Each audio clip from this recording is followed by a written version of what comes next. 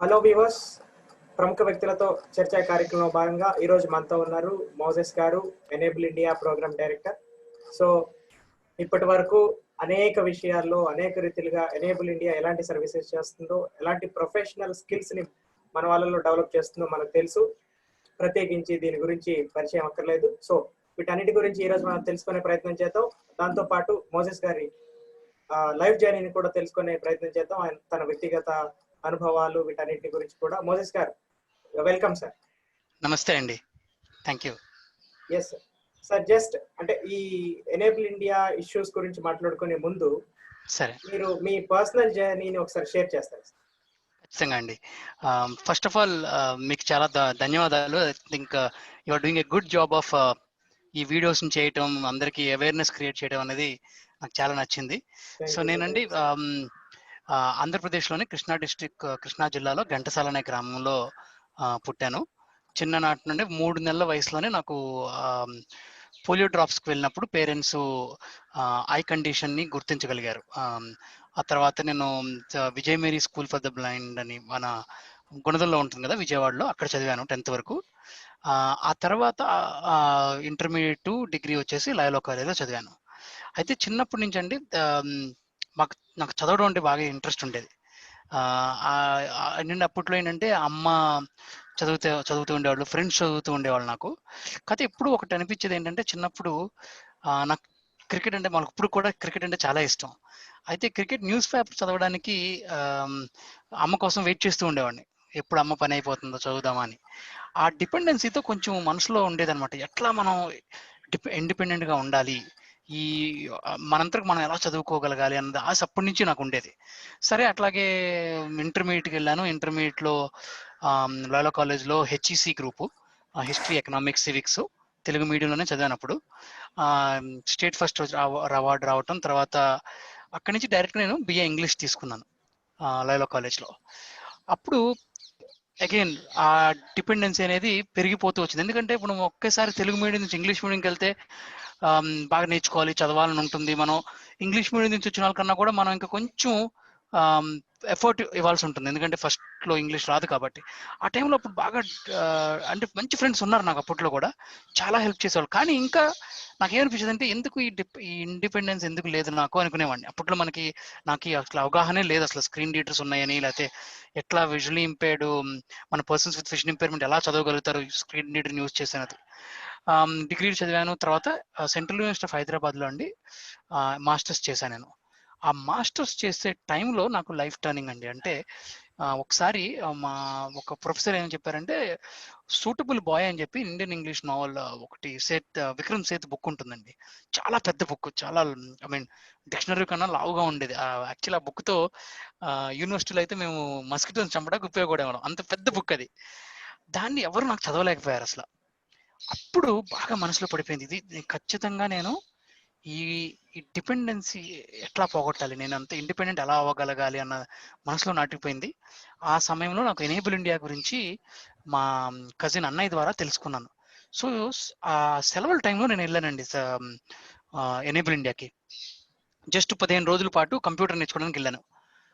అక్కడ చూసిన విధానం కానీ, ఆ ఆర్గనైజేషన్ ఎనేబుల్ ఇండియా అంటే అది ఒక స్వచ్ఛంద సంస్థ, అందరికీ తెలిసిందే.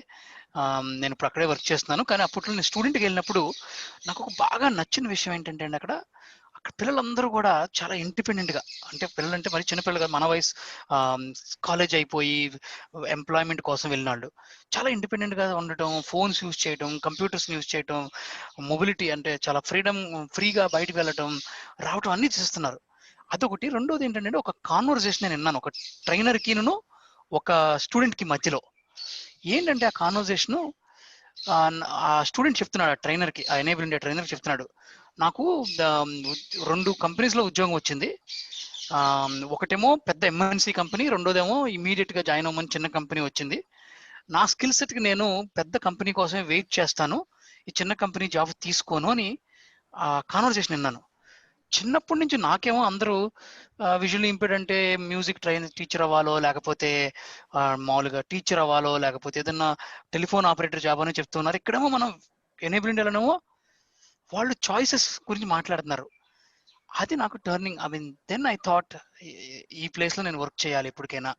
ఎందుకంటే ఈ సంస్థ ద్వారా నేను ఇంకా మనలాంటి వాళ్ళు ఎంతో మందికి అవేర్నెస్ లేని ఉన్న వాళ్ళకి నేను అవగాహన తీసుకురావచ్చని నేను అప్పుడు డిసైడ్ అవటం. తర్వాత శాంతి రాఘవన్ అని మా ఎనేబుల్ ఇండియా ఫౌండర్ ఆవిడకి ఈమెయిల్ రాయటం, అట్లా నేను ఎనేబుల్ ఇండియాలో జాయిన్ అవ్వడం జరిగింది. ఒక ట్రైనర్గా జాయిన్ అయ్యాను.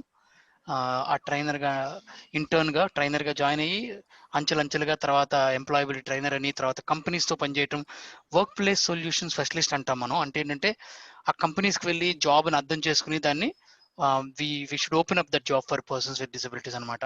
జాబ్ అనాలిసిస్ అంటాం మనం. అది చేయటం, తర్వాత ప్రోగ్రామ్ మేనేజర్గా, ఇప్పుడు ప్రోగ్రామ్ డైరెక్టర్గా, అంటే సిఇఓ తర్వాత 2వ లెవెల్లోకి రాగలగడానికి ఏంటంటే ఎంతో మంది వ్యక్తులు కృషి నా మీద ఇన్ఫ్లుయెన్స్ ఉంది. కానీ మెయిన్ ఏంటంటే అండి టెక్నాలజీ. ఎప్పుడైతే మనకి టెక్నాలజీ నేను స్టార్ట్ చేయడం యూజ్ చేశానో అది డిఫరెన్షియేటర్గా మారి ఈ విధంగా అంచెలంచెలుగా ఎదగడానికి ఎంతగానో దోహదపడింది. It's very interesting journey sir. అంటే మీ వర్క్ షాప్ లో వింటున్నప్పుడు మీరు ప్రధానంగా బాగా స్ట్రెస్ చేసే విషయం ఏంటంటే the computer is an eye for the blind అంటారు. అబ్సల్యూట్లీ అండి. నేను I always say that computers are eyes for visual impaired అండి, అండ్ ఇంటర్నెట్ ఈస్ ఫ్రీడమ్ అంటాను. ఎందుకంటే నేను చెప్పినట్టుగా చిన్నప్పుడు ఆ డిపెండెన్సీ మా అమ్మగారి మీద, అంటే నేను న్యూస్ పేపర్ కోసం ఎంతగానో వెయిట్ చేసేవాడిని. ఇప్పుడు మా వైఫ్, నా వైఫ్ సైటెడే, కానీ తనకి న్యూస్ అంటే చదవడం అంత పెద్దగా ఇంట్రెస్ట్ ఉండదు. తనేమంటుంది, నువ్వు ఎలాగో చదువుతూ ఉంటావు కదా, నువ్వే నాకు చెప్పు అంటది. అంటే చూసారా ఆ జర్నీ. ఒకప్పుడు ఒకరి మీద డిపెండ్ అయినప్పటి నుంచి ఇప్పుడు ఒక వేరే వాళ్ళకు కూడా మనం న్యూస్ చదివి చెప్పగలడంతో అది చిన్న విషయంగా అనిపిస్తుంది మనకి. కానీ యాక్చువల్గా ఆలోచిస్తే చాలా, అట్లీస్ట్ నా వ్యక్తిగతంగా చాలా పెద్ద విషయం అది. అంటే you are also Loyola product and university of Hyderabad product మీరు కూడా. అబ్సల్యూట్లీ అండి. ఐ మీన్ అఫ్ కోర్స్ ఆ లయోలా కాలేజ్లో కానీ యూనివర్సిటీ హైదరాబాద్లో కానీ నేర్చుకున్న విలువలు ఎంతైనా మనకు ఉపయోగపడతాయి. మనకి ఏంటంటే అకాడమిక్స్తో పాటుగా ఎప్పుడైతే నేను టెక్నాలజీ యూజ్ చేయడం అలవాటు చేసుకున్నానో అప్పుడు ఏంటంటే ఇంకా యాక్సెస్ పెరిగిందండి. అంటే ఇప్పుడు అసలు అంటే ఒక రీసెర్చ్ ఉంది. అదేంటంటే మామూలుగా పర్సన్స్ వితౌట్ డిసబిలిటీస్ కండి ఒకళ్ళు మామూలుగా అడిగితే వాళ్ళు ఒక 150 మంది పేర్లని గుర్తుపెట్టుకోగలుగుతారంట. ఎందుకని వాళ్ళ కాంటాక్ట్స్ కానీ, లేకపోతే వాళ్ళ ఉద్యోగం చేసే కలీగ్స్ కానీ, ఎవరైనా కావచ్చు, నెట్వర్క్ అంటాం దాన్ని. మన పర్సన్స్ విత్ డిసబిలిటీస్కి వచ్చేందుకండి అది యావరేజ్గా ఓన్లీ 10వ వంతు ఉంటుందంట. అంటే 15 మంది మాత్రమే ఉంటుంది. ఎందుకని? మనకి యాక్సెస్ ఆపర్చునిటీ చాలా తక్కువ ఉంటుంది.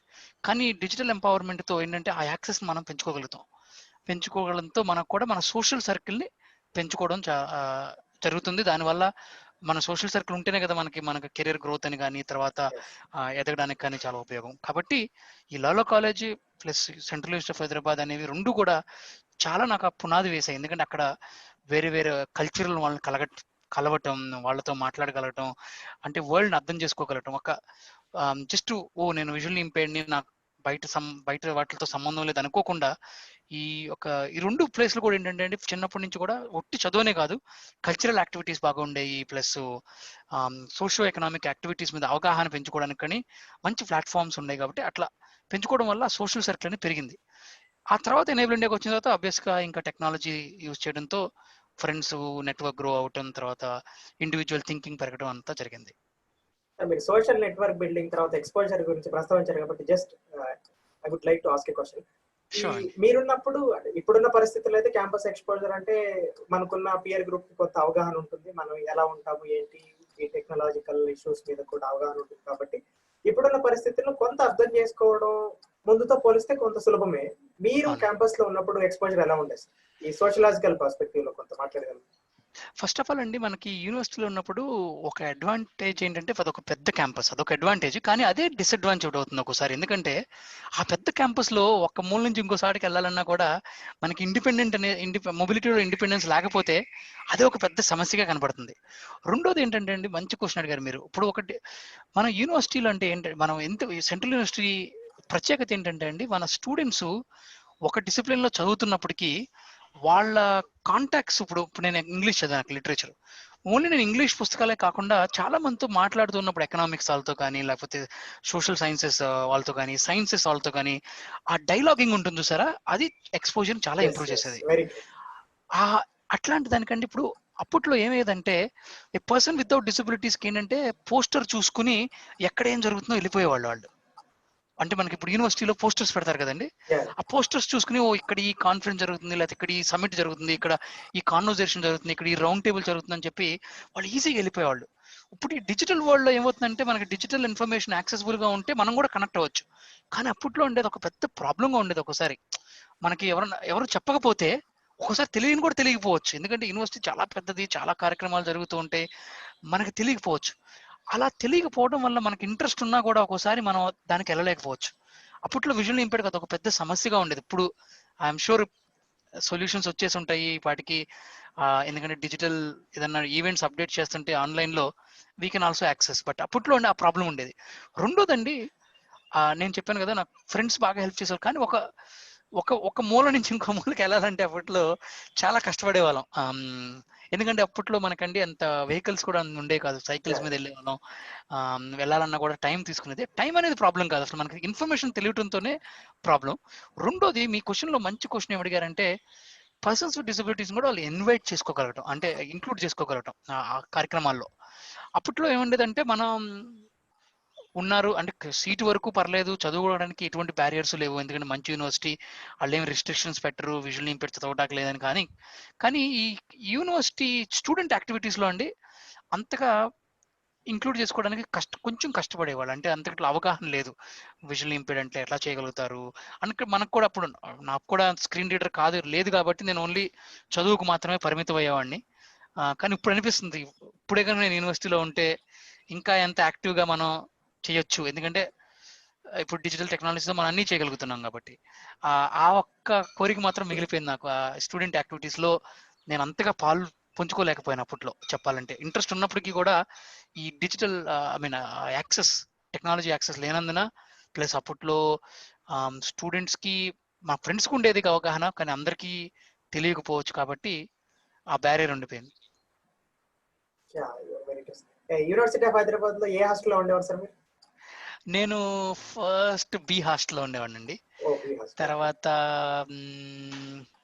హెచ్ హాస్టల్లో కూడా ఉన్నట్టు, ఐ మీన్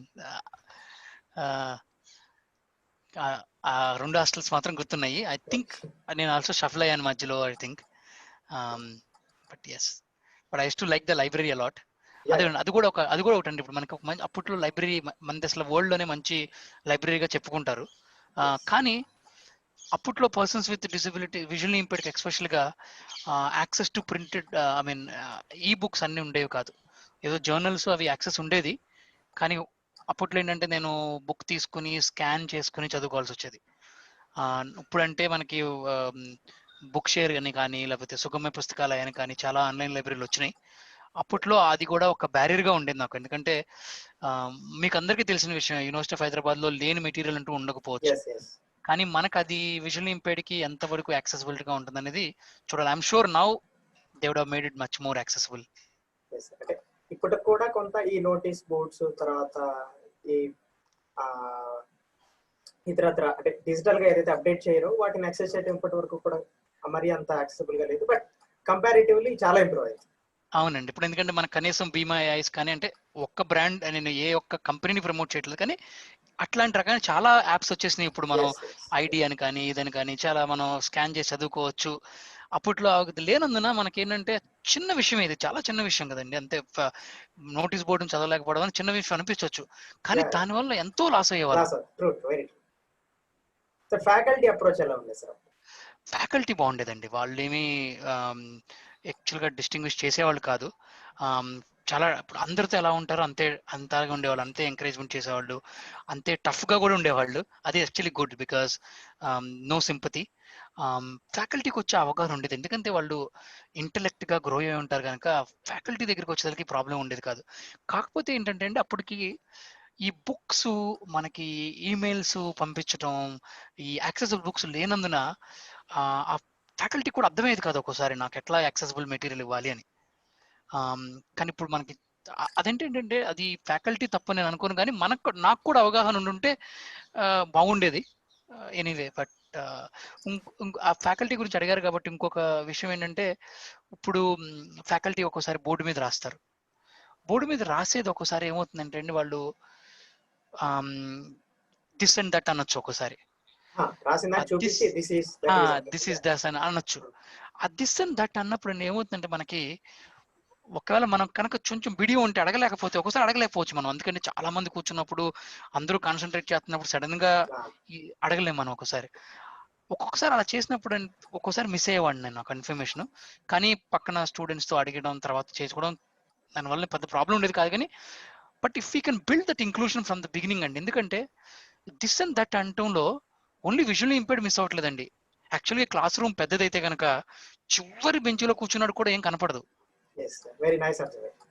అవునండి, అది చిన్నదే. మనకి ఫ్యాకల్టీ అంతా ఇంక్లూజివ్ గా ఉన్నప్పటికీ వాళ్ళ అలవాటు ప్రకారంగా ఒక్కోసారి అలా అంటారు. రెండోది ఒక్కొక్కసారి నాకు అప్పట్లో కొన్ని వెబ్సైట్స్ ని రిఫర్ చేయమని ఇచ్చేవాళ్ళు. ఆ వెబ్సైట్స్ కూడా మనకు ఒక్కోసారి అప్పట్లో అంత పిక్చర్స్ గా ఉండేది. ఫర్ ఎగ్జాంపుల్ అండి, కొన్ని మ్యాగజైన్స్ చదవమనేవాళ్ళు ఆన్లైన్లోనే. కానీ ఆన్లైన్లో ఎట్లా ఉండేదంటే అప్పుడు అండి, ఇమేజ్ని పీడిఎఫ్గా చేసేవాళ్ళు. ఆ ఇమేజ్ ని పీడిఎఫ్ చేయడంతో అప్పట్లో స్క్రీన్ రీడర్ కి ఓసీఆర్ చేసే అంత కేపబిలిటీ లేనందున నేను చాలా ఇబ్బంది పడేవాడిని. ఉన్న కొంచెం కంప్యూటర్ నాలెడ్జ్ అప్పుడు నాకు ఉంది, అది కూడా సెకండ్ ఇయర్ లో. ఫస్ట్ ఇయర్ లో నాకు లేదు. ఫస్ట్ ఇయర్ హాలిడేస్ లో ఎనేబుల్ ఇండియాకి వెళ్ళడంతో నేను కంప్యూటర్ నేర్చుకోగలిగాను. సెకండ్ ఇయర్ లో నా అంతకు నేను చదవడం మొదలెట్టినప్పటికీ ఈ చిన్నవి ఈ ఈ యొక్క అవగాహన విషయాలు కనుక మనం if you can build that awareness in the faculty in the university, I think that's actually is a game changer. ఎందుకంటే చాలా మార్పులు తీసుకురావాలి. అవునండి, ఆ ఓరియంటేషన్, ఆ ఇంక్లూడబిలిటీ అంటామండి మనం. అది ఎనేబుల్ ఇండియా కనిపెట్టిన word, ability to include people. అంటే ఆ సామర్థ్యం, పర్సన్స్ విత్ డిజబిలిటీస్ ను కూడా ఇంక్లూడ్ చేసుకోలేంత సామర్థ్యం మనం ఇవ్వాలంటే no longer awareness only, it's a skill, attitude and knowledge. ఈ మూడు కూడా మనం ఫ్యాకల్టీకి లేకపోతే సపోర్ట్ స్టాఫ్ కి ఇవ్వగలిగితే మన యూనివర్సిటీ ఇంకా, ఇప్పటికే చాలా ఇంక్లూజివ్ యూనివర్సిటీ, కానీ ఇంకా ఇంకా పైకి వెళ్ళడానికి, ఇంకా మంచిగా, ఇంకా ఎక్కువ మంది డిజబిలిటీస్ ని అబ్జర్వ్ చేసుకోవడానికి కూడా అవకాశంగా ఉంటుంది. సార్ మీరు ఎంఏ తర్వాత డైరెక్ట్ గా ఎనేబుల్ ఇండియాలో ట్రైనర్ గా వెళ్ళిపోయారు. సో ఈ మధ్యలో మీరు ఈ గవర్నమెంట్ జాబ్ సైడ్ కానీ లేదా ఈ సివిల్ సర్వీసెస్ వైపు కానీ లేదా టీచింగ్ వైపు కానీ, అంటే as a faculty university or college, ఈ వైపు వెళ్ళాలని ఎప్పుడు అనిపించలేదు సార్? అంటే ఏమైందంటే అండి, యాక్చువల్గా అక్కడ చిన్న స్టోరీ ఏంటంటే, నాకు ఎంఏ అయిన తర్వాత నేను ఎంఫిల్ సీట్ కూడా central university of Hyderabad seat వచ్చిందండి నాకు. కాకపోతే ఏమైందంటే, నేను అప్పట్లోనే చెప్పాను కదా, అంటే ఈ డిపెండెన్సీ అనేది చూస్తుంతో నాకు ఏమనిపించిందంటే, నేను ఇక్కడే ఉంటే ఇంకా ఇలాగే డిపెండెంట్, చదివితే చదవగలుగుతాను, ఎంఫిల్ కూడా పూర్తి చేసేవాడిని, పిహెచ్డీ కూడా పూర్తి చేసేవాడిని, ఎందుకంటే friends support, lecturer professor support ఉండేది కాబట్టి చేసేసేవాడిని. కానీ నాకు అప్పుడు ఏమనిపించిందంటే, I have to do something different, because we have to, ఈ సిస్టమ్ని మనం చేంజ్ చేయాలి అనుకున్నాను. ఆ చేంజ్ చేయాలనుకున్నప్పుడు నేను అనుకున్నాను, ఒక్క వ్యక్తిగా నేను అంతగా చేయలేకపోవచ్చు, కానీ ఈ యొక్క ఎనేబుల్ ఇండియా అనే ఆర్గనైజేషన్లో జాయిన్ అయితే అదొక ప్లాట్ఫామ్ లాగా ఉంటుందని, దాని ద్వారా నేను మార్పు తీసుకురావచ్చు అని అనుకున్నాను. నేను మీకు చెప్తాను, ఇప్పుడు నేను చేసే వర్క్ ఖచ్చితంగా దీని మీదే చేస్తున్నాను, ఎందుకంటే నేను ఒక సిఏ మిలియన్ అని ఒక క్యాంపెయిన్ నడుపుతున్నాను నేను నా ఆధ్వర్యంలోనే ఎనేబుల్ ఇండియాలో. అదేంటంటే, we want to make visually impaired as a active citizens and nation builders through digital empowerment. అది నా దాంట్లో నేను చేసే దాంట్లో అదొకటి. కాబట్టి ఆ చేంజ్ తీసుకురావడం కోసం నేను అప్పుడు అనుకున్నాను. యాక్చువల్గా నేను ఎంఫిల్ సీట్ వదిలేసి నేను బెంగళూరు వెళ్ళిపోయి ఎనేబుల్ ఇండియా మిత్రజ్యోతి కొలాబరేషన్లో ఇంకో ట్రైనింగ్ జాయిన్ అయ్యాను నేను. యాక్చువల్గా అక్కడ ఆ జాయిన్ అయినప్పుడు శాంతి రాఘవన్ పర్సనల్ కలగడం, తర్వాత ఈమెయిల్ పంపించడం అట్లా చేశాను. నేను గవర్నమెంట్ జాబ్స్ ఎందుకు చేయలేదంటే అండి, చిన్నప్పటి నుంచి కూడా నాకు నా గురించి నాకేమర్థమైందంటే, ఒకే చోట కూర్చుని నేను పని ఎక్కువ చేయలేను. అంటే నాకేంటంటే పీపుల్ ఇంటరాక్షన్ ఉండాలి, ఇన్నోవేటివ్గా థింక్ చేయగలగాలి, సిస్టమ్ మార్చాలి. ఇవన్నీ కూడా గవర్నమెంట్లో జరగచ్చు, కాదని అంటలేదు నేను, కానీ దానికి టైం పడుతుంది.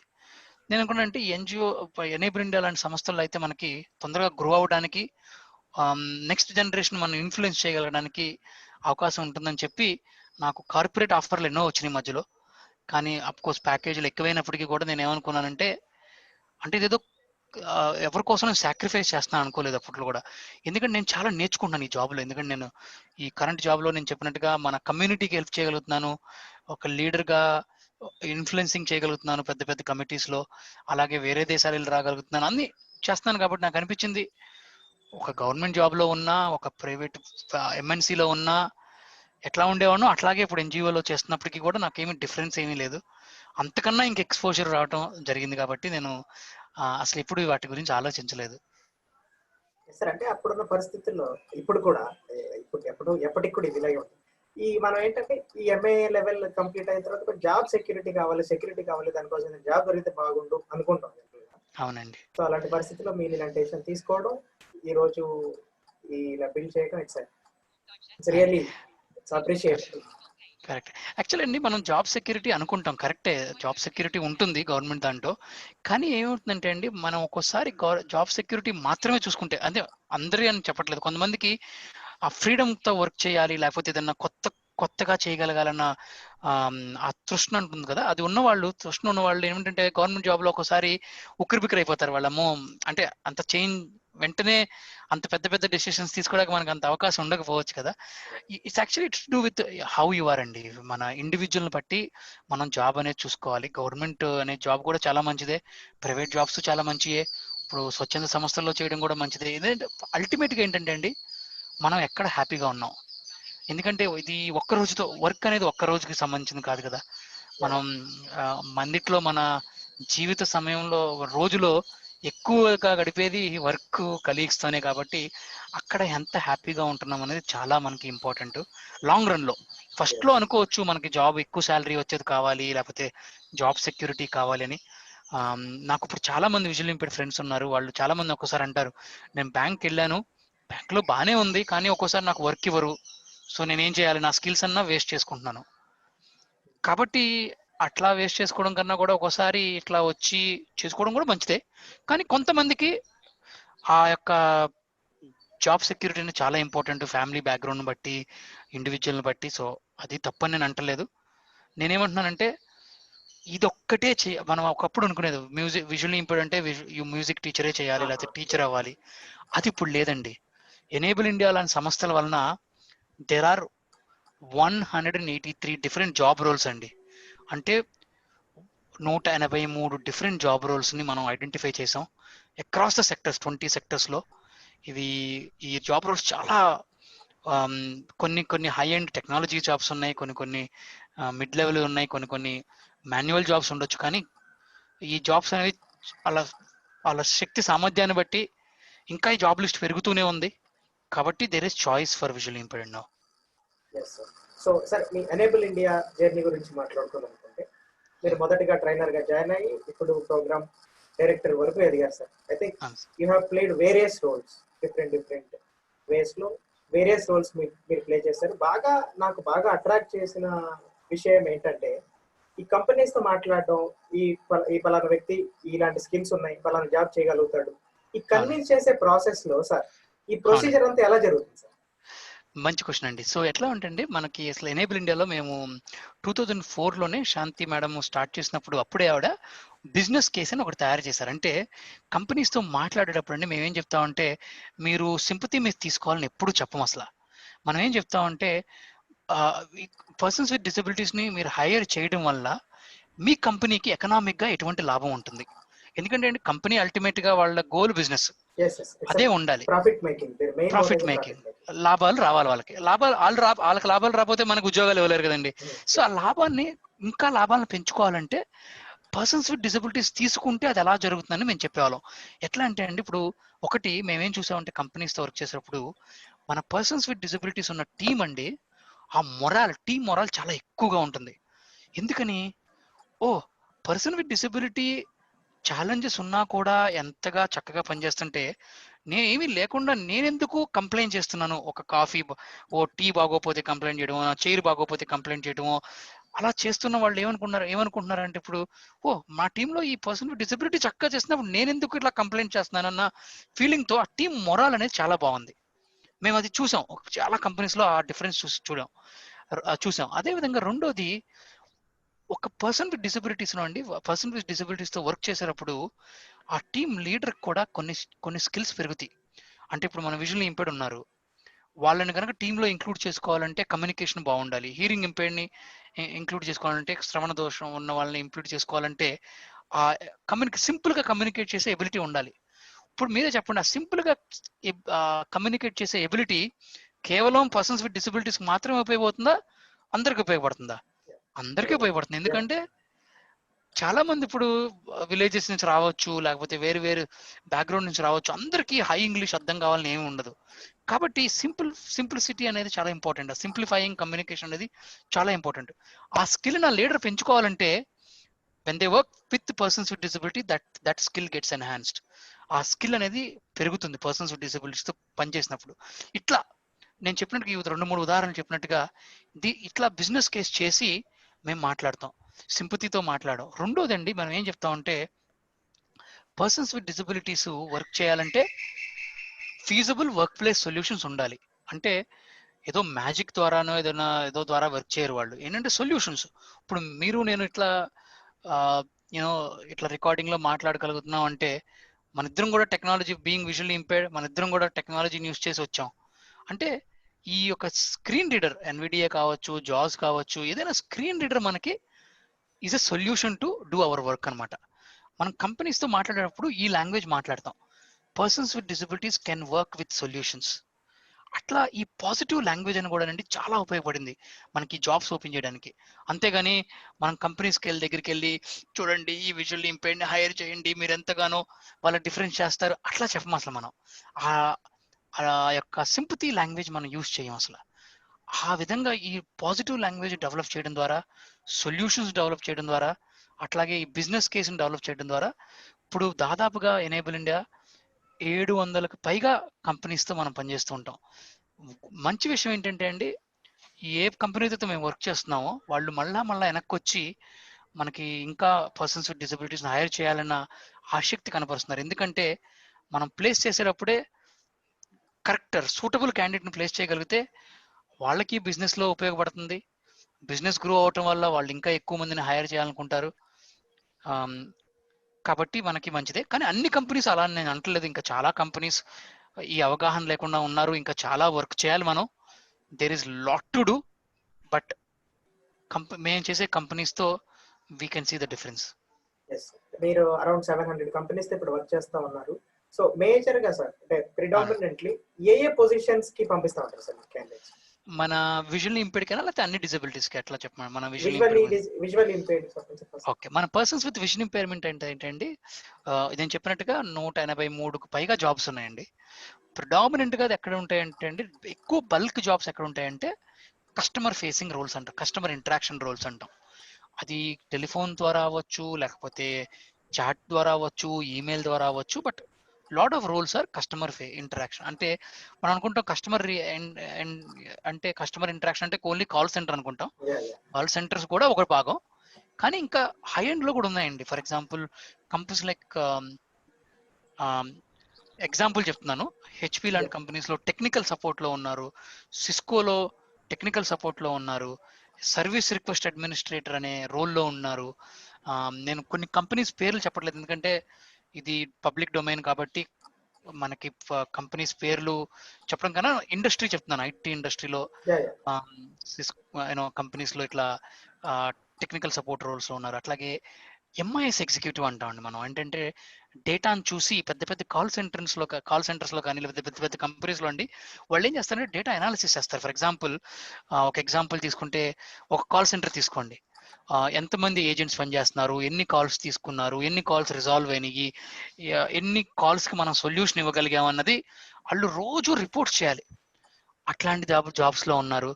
అట్లాగే రిక్రూట్మెంట్ లో ఉన్నారు పర్సన్స్ విత్ విజన్ ఇంపైర్మెంట్ అండి. అంటే ఒక కంపెనీకి ఒక వేకెన్సీ ఉంటే వీళ్ళు పర్సన్స్ విత్ విజన్ ఇంపైర్మెంట్ వాళ్ళ డ్యూటీ ఏంటంటే రిక్రూటర్ గా పోర్టల్స్ లోకి వెళ్ళడం, సర్చ్ చేయడం, సూటబుల్ ప్రొఫైల్స్ సెలెక్ట్ చేయడం, వాళ్ళతో ఆ క్యాండిడేట్స్ తో మాట్లాడడం, కనుక్కోవడం, అట్లా ప్లస్ ఆన్ బోర్డింగ్ వరకు చేయడం. తర్వాత ఆన్ బోర్డింగ్ చేసే వాళ్ళు ఉన్నారు. అలాగే మనకి అఫ్ కోర్స్ యాక్సెసిబిలిటీ టెస్టర్స్ ఉన్నారు. అంటే అప్లికేషన్స్ యాక్సెసిబుల్ కాదా అని టెస్ట్ చేసే వాళ్ళు ఉన్నారు. సాఫ్ట్వేర్ ఇంజనీర్ గా చేసే వాళ్ళు ఉన్నారు హై ఎండ్ లో. హ్యూమన్ రిసోర్సెస్ లో మల్టిపుల్ లెవెల్స్ తో చేసే వాళ్ళు ఉన్నారు. అలాగే ఇప్పుడు మనం చాలా మంది వింటూ ఉంటాం artificial intelligence, data mapping, data science అని. వాటిల్లో కూడా కొత్తగా ఇప్పుడు జాబ్స్ క్రియేట్ అవుతున్నాయి. వాటిల్లో కూడా మనం విజువల్లీ ఇంపేర్డ్ చేస్తూ ఉన్నారు. ఇట్లా దాదాపుగా అండి ఒక దగ్గర విజువల్లీ ఇంపేర్డ్ ఒక 230కి పైగా కంపెనీస్ లో వర్క్ చేస్తున్నారు చిన్నటి కాడి నుంచి. గుడ్ థింగ్ ఏంటంటే ఈవెన్ స్టార్టప్ కంపెనీస్లో పనిచేస్తున్నారండి. అంటే స్టార్టప్ కంపెనీలో పనిచేయాలంటే స్కిల్స్ చాలా ఉండాలి. ఎందుకంటే ఒక పెద్ద కంపెనీలో అండి ఈ జాబ్ రోల్ చేస్తే చాలు అనుకుంటాం, కానీ ఈ స్టార్టప్ కంపెనీస్లో ఇచ్చిన ఒక్క టాస్క్ అనే కాదు, మల్టిపుల్ థింగ్స్ చేయాల్సి ఉంటుంది, మల్టీ టాస్కింగ్ చేయాల్సి ఉంటుంది. అట్లాంటి స్టార్టప్స్లో ఉన్నారు, ట్రావెల్ కంపెనీస్లో ఉన్నారు, ఎఫ్ఎన్జీసీ అంటాం మనం, ఫుడ్ అండ్ బేవరేజెస్ కంపెనీస్లో పనిచేసే వాళ్ళు ఉన్నారు. అట్లా వివిధ రకాల జాబుల్లో సెక్టర్స్లో ఉన్నారు. మ్యానుఫ్యాక్చరింగ్లో ఉన్నారండి, డైకాస్టింగ్, అల్యూమినియం డైకాస్టింగ్లో ఉన్నారు.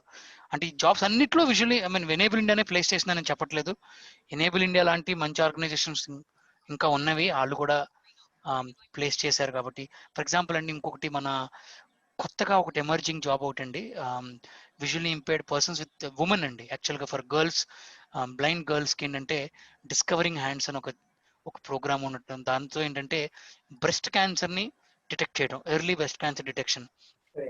ఎంతో మంచి జాబ్, ఎందుకంటే ఒక స్త్రీని కాపాడడం అనమాట. ఎందుకంటే ఒక బ్రెస్ట్ క్యాన్సర్ రాకుండా ముందుగానే డిటెక్ట్ చేయగలగటం, అది కూడా వాళ్ళ స్పర్శను ఉపయోగించి చేయటం అనేది విజువల్లీ ఇంపేర్డ్ గర్ల్స్ కి అదొక మంచి ఆపర్చునిటీ. ఇట్లా చాలా, అంటే కేవలం డబ్బులు వచ్చాయని కాదండి, సొసైటీకి పనికొచ్చే జాబ్స్ లో కూడా గ్రీన్ ఎక్కువ వారియర్స్ గా చేస్తున్నారు కొంతమంది. కొంతమంది ఎన్జిఓస్ లో ఫర్ ఎగ్జాంపుల్ అండి, అప్పట్లో యూనో హ్యూమన్ ట్రాఫికింగ్ ప్రివెంట్ చేయడం కానీ, ఇట్లా చాలా మంది విజువల్ ఇంపేర్డ్ అనేక రంగాల్లో చాలా మంచి కాజెస్ మీద కూడా పనిచేసే వాళ్ళు ఉన్నారు. అదర్ డిజబిలిటీస్కి వస్తేనండి, ఫర్ ఎగ్జాంపుల్ మనం హియరింగ్ ఇంపైర్డ్ తీసుకుంటే చాలా ఎక్కువగా బ్యాక్ అండ్ ప్రాసెస్లో పేయబుల్స్, రిసీవబుల్స్ అంటాం, అకౌంట్సింగ్లో ఇండెక్సింగ్ జాబ్స్ అంటాం. అదేంటంటే బ్యాక్ అండ్ ఆపరేషన్స్ అనమాట. ఎక్కడైతే డైరెక్ట్గా కస్టమర్తో ఇంటరాక్షన్ ఉండదో బ్యాక్ అండ్ వర్క్ వాటిల్లో పనిచేస్తున్నారు hearing impaired. Persons with physical disability అయితేనండి ఏట్లో అయినా చేయొచ్చు. మనం అండి ఎనేబుల్ ఇండియా ద్వారా సివియర్ డిజబిలిటీస్ కూడా, అంటే కొంతమంది వాళ్ళ చిటికిన వేలు తప్ప ఏది కదపలేని వాళ్ళు ఉన్నారు. Visually impaired plus hearing impaired, deaf blind అంటాం. Visual impairment plus hearing impairment plus speech impairment ఉన్న వాళ్ళు కూడా ఉన్నారు. వాళ్ళు పెద్ద పెద్ద కంపెనీస్లో, ఈఎంసీ, డెల్ లాంటి కంపెనీస్లో పనిచేస్తున్నారు.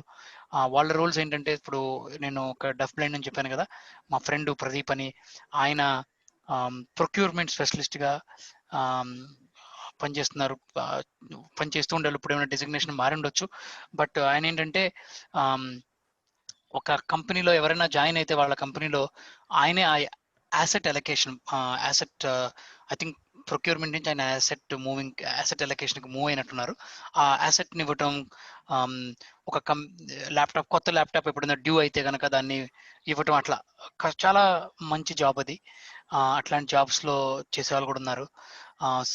చాలా మంది సివియర్ ఇంపైర్మెంట్, ఇంటలెక్చువల్ డిసబిలిటీస్ అండి, కఫేలు, ఐ మీన్ పెద్ద పెద్ద ఎయిర్పోర్ట్లో చేస్తూ ఉన్నారు, కాఫీ డేలో ఉన్నారు. అంటే మెయిన్ ఏంటంటే అండి, వాళ్ళ సామర్థ్యం ఏంటి, వాళ్ళ ఇంట్రెస్ట్ ఏంటి, ఆ జాబ్ని చేయాలంటే సొల్యూషన్ ఏముంది, ఈ మూడింటిని మనం మ్యారీ చేయగలిగి డిమాండ్తో కనెక్ట్ చేయగలిగితే ఏ జాబ్ అయినా సరే పర్సన్స్ విత్ డిజబిలిటీస్ చేయగలుగుతారండి. Very interesting sir. యాక్చువల్ గా ఒకసారి ఏమైందంటే, నేను ఈ చెన్నై టు లక్నో ఫ్లైట్ లో వెళ్ళాలి. నా ఫస్ట్ ఫ్లైట్ జర్నీ అనమాట. ఓకే. చెన్నై ఎయిర్పోర్ట్ లో నాకు ఒక డెఫ్ ని ఎస్కార్ట్ ఇచ్చారు. నైస్. ఓకే. సో అంటే ఈ ఇండిగో అనుకుంటా airlines, if I'm not wrong. అయితే అక్కడ ఉన్న వాళ్ళందరూ తనతో చాలా ఈజీగా కమ్యూనికేట్ చేస్తున్నారు సైన్ లాంగ్వేజ్ లో. సో తను నన్ను తీసుకెళ్లారు. బోర్డింగ్ కి టైం ఉంది అనమాట, ఇంచుమించు ఒక 25 minutes, half an hour time ఉంది. బోర్డింగ్ గేట్ దగ్గర వెయిట్ చేస్తా ఉన్నాను. వీళ్ళందరూ బాగానే కమ్యూనికేట్ చేస్తా ఉన్నారు. నాకు సడన్ గా వాటర్ బాటిల్ కావాల్సి వచ్చింది. నేను తనకి ఎలా కమ్యూనికేట్ చేయాలో అర్థం అవుతుంది అనమాట. పక్కన ఎయిర్ హోస్టెస్ పిలిచి చెప్తే తను వాళ్ళ ఇండిగో స్టాఫ్ తను కమ్యూనికేట్ చేసింది. తను సడన్ గా మా ఫ్రెండ్ ఒకటి ఫోన్ చేశాడు, ఈ సిచ్యువేషన్ చెప్తే, అరే నువ్వు చాటింగ్ వాడరా. Simple solution. చాటింగ్ ఇంచుమించు 25 minutes మాట్లాడుకున్నాం. చాలా ఎమోషనల్ అయ్యాడు కుర్రాడు, చాలా చిన్న కుర్రాడు, ఇంచుమించు ఒక 18-20 years ఉండొచ్చు. చాలా ఎమోషనల్ అయ్యాడు. సెల్ఫీ తీసుకొని హగ్గిచ్చి వెళ్ళిపోయాడు అనమాట ఇండిగో, అంటే మన బోర్డింగ్ అయిన తర్వాత. It's very interesting. అంటే ఈ లెవెల్ వరకు ఒక అవేర్నెస్ రీచ్ అయింది అంటే ఇట్స్ వెరీ నైస్ థింగ్. నేను స్టార్టింగ్ లో అనుకున్నాను నాకేం కనపడదు, ఇడికే వినపడదు, ఇన్ని ఇచ్చారేంటి నాకు అనుకున్నాను. At the end of the day it's these are all very interesting experience. అదే అండి మీరు చెప్పినట్టుగా సొల్యూషన్ అండి అక్కడ. ఇప్పుడు ఒక మేనేజర్ కూడా ఇలాగే ఆలోచించవచ్చు నేను ఎలా కమ్యూనికేట్ చేస్తానని. కానీ ఆ సొల్యూషన్ దొరకగానే ఆ బ్యారియర్ అనేది ఉండదండి. ఆ బ్యారియర్ అంటే ఆ అడ్డంకి అనేది ఉండదు. ఈజీగా కమ్యూనికేట్ చేయొచ్చు. కాబట్టి అండి చాలా కంపెనీస్ అండి యాక్చువల్గా they want to hire more and more disabilities. But the problem ఏముంటుందో ఇప్పుడు వస్తుందంటే మనకి interested candidates, right skill set ఉన్న క్యాండిడేట్స్ మనకి ఇంకా కావాలి. సో ఆర్గనైజేషన్స్ అన్ని కూడా ఇంకా మనం ఆ బిల్డ్ చేయడానికి మనం ఇంకెక్కువగా ఎఫర్ట్ పెట్టాల్సిందని చెప్పాలి. Yes sir. సో అంటే నేను మొదటగా మిమ్మల్ని జాబ్ ప్రొఫైల్ గురించి ఎందుకు అడిగాను అంటే, ఈ ప్రొఫైల్ ని బట్టి మనం వీళ్ళకి ఎలాంటి ప్రొఫెషనల్ స్కిల్స్ కావాలి, అవును. సోషో కల్చరల్ బ్యారియర్స్ ఎలాంటివి ఉంటాయి అని తర్వాత తెలుసుకోవడానికి కొంత ఇట్స్ వే అని మిమ్మల్ని ఫస్ట్ జాబ్ ప్రొఫైల్ అడిగాను. So then you will come back to the Enable India thing. So ఈ వేరియస్ రోల్స్ సార్ మీరు ట్రైన్ చేసేటప్పుడు బేసిక్ పారామీటర్స్ అంటే ఈ ప్రొఫెషనల్ డెవలప్మెంట్ వేలో ఎలాంటి స్కిల్స్ ని వీళ్ళకి డెవలప్ చేస్తారు? చాలా మంచి క్వశ్చన్ అండి. ఫస్ట్ మాకేంటంటే ఒక 4 కంపోనెంట్స్ మేము ప్రాముఖ్యత ఇస్తాను. ఒకటి ఏంటంటే ఆ జాబ్కి కావాల్సిన యాటిట్యూడ్. యాటిట్యూడ్ అంటే ఇప్పుడు రెస్పాన్సిబిలిటీ తీసుకోగలగటం. 2 విజన్ అంటే మనకి ఏదైనా చేయాలని ఆ గోల్ ఉండటం, ఆసక్తి ఉండటం, అదొక కంపోనెంట్. రెండోది ఏంటంటే డిసబిలిటీ స్పెసిఫిక్ స్కిల్స్ అంటాం. అంటే ఇప్పుడు మనం being visually impaired, how do I overcome my disability to take notes. అంటే ఇప్పుడు సైటెడ్ అయితే కనుక ఒక పెన్ను పేపర్ తీసుకుని రాసేస్తారు, వాళ్ళకి అది చాలా ఈజీ.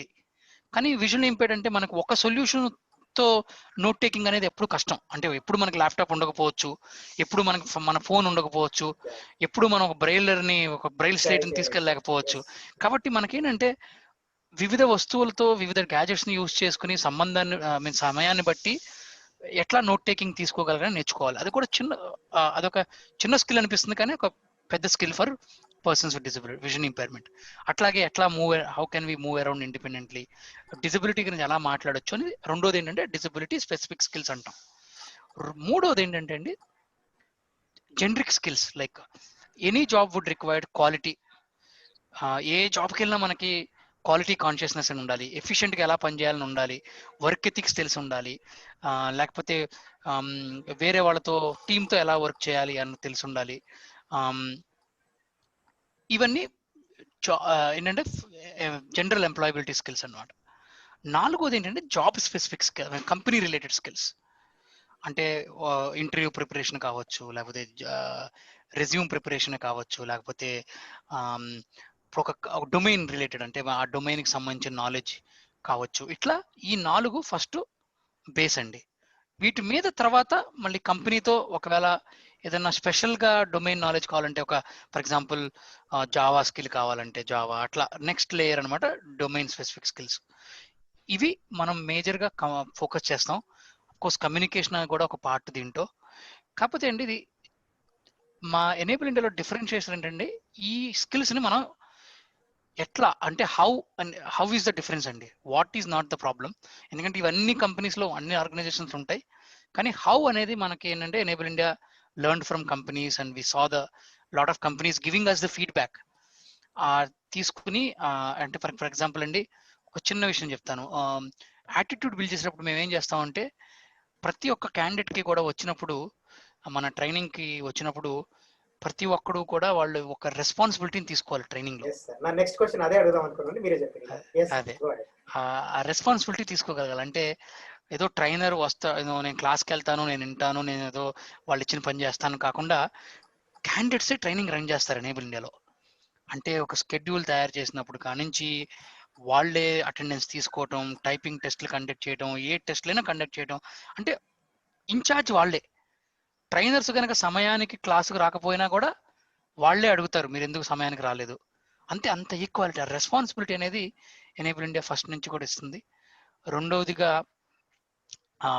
అంత ప్రాక్టికల్ అండి, ప్రాజెక్ట్ వర్క్ ఇస్తాం.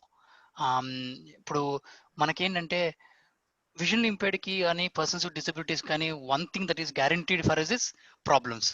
ఏ వ్యక్తికైనా ప్రాబ్లమ్స్ ఉంటాయి, పర్సన్స్ విత్ డిసబిలిటీస్ కంటే ఇంకెక్కువ ఉంటాయి. కానీ మనం కంపెనీస్కి వెళ్ళినప్పుడు మనం వాళ్ళతో ఉండి వాళ్ళ ప్రాబ్లమ్ డే టు డే మనం వాళ్ళకి మనం హెల్ప్ చేయలేం. హెల్ప్ చేయలేనప్పుడు మనం ఏం చేస్తామంటే ఇక్కడ ఎనేబుల్ ఇండియాలో ఏం చేస్తామంటే ఎట్లా వాళ్ళకి వాళ్ళే ఆ ప్రాబ్లమ్ సాల్వ్ చేసుకోవాలన్నది ప్రాక్టికల్గా ప్రాజెక్ట్ రూపంలో ఇస్తూ ఉంటాం. అది డిఫరెన్షియేటర్. విజువల్ ఇంపేర్డ్కి స్పెసిఫిక్గా వచ్చేటప్పటికండి ఈ కంప్యూటర్ స్కిల్స్ అనేది చాలా ప్రాముఖ్యం. మీరు అన్నట్టుగా నేను ఎప్పుడూ అంటున్నది computers are eyes for visual ఇంపేర్డ్ని. కాబట్టి వాళ్ళకి ప్రాక్టీస్ ఇవ్వటం, స్క్రీన్ ఎలా విజువలైజ్ చేయాలో చెప్పటం, ఎలా వాళ్ళంతటికి వాళ్ళే సొంతగా ఎలా నేర్చుకోవాలో నేర్పిస్తాం మేము ఎక్కువగా. మేము కాన్సెప్ట్ నేర్పించడం కన్నా కూడా సొంతగా వాళ్ళు ఇంకా కొత్త సిచ్యువేషన్కి వెళ్ళినప్పుడు వాళ్ళు ఎలా నేర్చుకోగలుగుతారు అన్నది చాలా ప్రాముఖ్యంగా ఇస్తూ ఉంటాం. సో ఇవండి ఈ క్లుప్తంగా నేను చెప్పాను, కానీ ఇవి కొన్ని. అంటే ఇంట్రెస్టింగ్. నేను కూడా ఎనేబుల్ ఇండియాలో I was trained in enable India. మీరు యూనివర్సిటీ ఆఫ్ హైదరాబాద్కి వచ్చినప్పుడు 1 month it's a special arrangement for us. So అయితే నేను బాగా గమనించింది ఏంటంటే స్టార్టింగ్ లో మీరు ట్రైనింగ్ స్టార్ట్ చేసేటప్పుడు మీరు ప్రొఫైల్ చేస్తారు. అవునండి. అంటే ఎబిలిటీని డిసైడ్ చేయడానికి కొంత లో ప్రొఫైల్ ఎవరికి ఉంది, హై ప్రొఫైల్ ఎవరికి ఉంది, దాన్ని బట్టి కేటగిరైజ్ చేయడానికి. So second thing, beginning days లో మీకు సర్టెన్ టాస్క్స్ ఇస్తారు, అంటే టైపింగ్ సంబంధించి కానీ ఫైల్ అరేంజ్మెంట్స్ కానీ దీన్ని బట్టి. కరెక్ట్. సో తర్వాత యూ విల్ డిసైడ్ మీరు ఏం చెప్పాలి, తర్వాత ఏ స్కిల్స్ మీకు అవసరం అనేది డిసైడ్ చేస్తారు. This first thing. Second thing ఏంటంటే ఈ టెక్నికల్ నాలెడ్జ్ తో పాటు ఈ పర్టికులర్ విజువల్ ఇంపేర్డ్ ని ట్రై చేసేటప్పుడు, అంటే I have very minimum experience, ఈ మొబిలిటీని కూడా ఇంక్లూడ్ చేస్తారు. అబ్సల్యూట్లీ అండి. These two things I observe. ఎందుకంటే ఫస్ట్ది మీరు మంచి పాయింట్ చెప్పారు. ఎందుకంటే ఫస్ట్ ఒక వ్యక్తిని మనం అర్థం చేసుకోకుండా మా దగ్గర ఈ ట్రైనింగ్ ఉంది అని ఇచ్చేస్తే అది అంత ఉపయోగపడకపోవచ్చు. అందుకనే ఫస్ట్ థింగ్ ఏంటంటే అండి, మనం కూర్చుని వ్యక్తితో మాట్లాడినప్పుడు చాలా విషయాలు కూడా అసలు మనం వాళ్ళ దగ్గర నుంచే నేర్చుకోవచ్చు. మన క్యాండిడేట్ దగ్గర నుంచే మనం చాలా విషయాలు నేర్చుకోవచ్చు. ఎందుకంటే వాళ్ళకన్నా ఆస్పిరేషన్స్ బట్టి వాళ్ళు చెప్పగలుగుతారు, వాళ్ళు ఎట్లా వాళ్ళ ప్రాబ్లమ్స్ని ఓవర్కమ్ చేయగలిగారు ఇప్పుడు వరకు, అవన్నీ వాళ్ళ దగ్గర నుంచి నేర్చుకుని దాన్ని ప్రొఫైలింగ్ అంటాం మనం, మీరు చెప్పినట్టుగా. అది చేసి వాళ్ళ ఆస్పిరేషన్స్ గుర్తించి దాన్ని మనం తర్వాత మనం ఒక జాబ్కి మ్యాప్ చేయడం, ట్రైనింగ్కి మ్యాప్ చేయడం జరుగుతుంది. రెండోది మొబిలిటీ. ఎందుకంటే అండి మనకి ఎన్ని స్కిల్స్ అయినా ఉండొచ్చు, కమ్యూనికేషన్ ఉండొచ్చు, కంప్యూటర్లో బాగా ఉండొచ్చు, మంచి డొమైన్ నాలెడ్జ్ ఉండొచ్చు. కానీ కంపెనీస్కి వెళ్ళినప్పుడు అండి మనం కనుక రోజు మన తండ్రితోనో తల్లితోనో మనం రోజు, లేకపోతే మన అక్క చెల్లెళ్ళు మన అక్కడ దింపుతుంటే స్కూల్ ఆఫీస్లో చూసే వాళ్ళకి ఎలా ఉంటుందంటే, ఆ పర్సెప్షన్ ఎలా ఉంటుందంటే, ఓ వీళ్ళు ఇంకా ఇండిపెండెంట్ కాదు.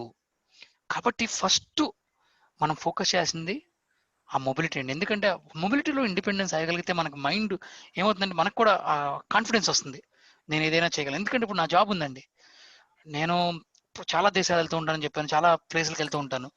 ఎనేబుల్ ఇండియాని నాకు తిరగడానికి ఒక వ్యక్తి కావాలి అంటే నాకు ఫ్లైట్ టికెట్ పెట్టుకున్నట్టుగా వ్యక్తికి కూడా పెట్టుకోలేరు కదండి.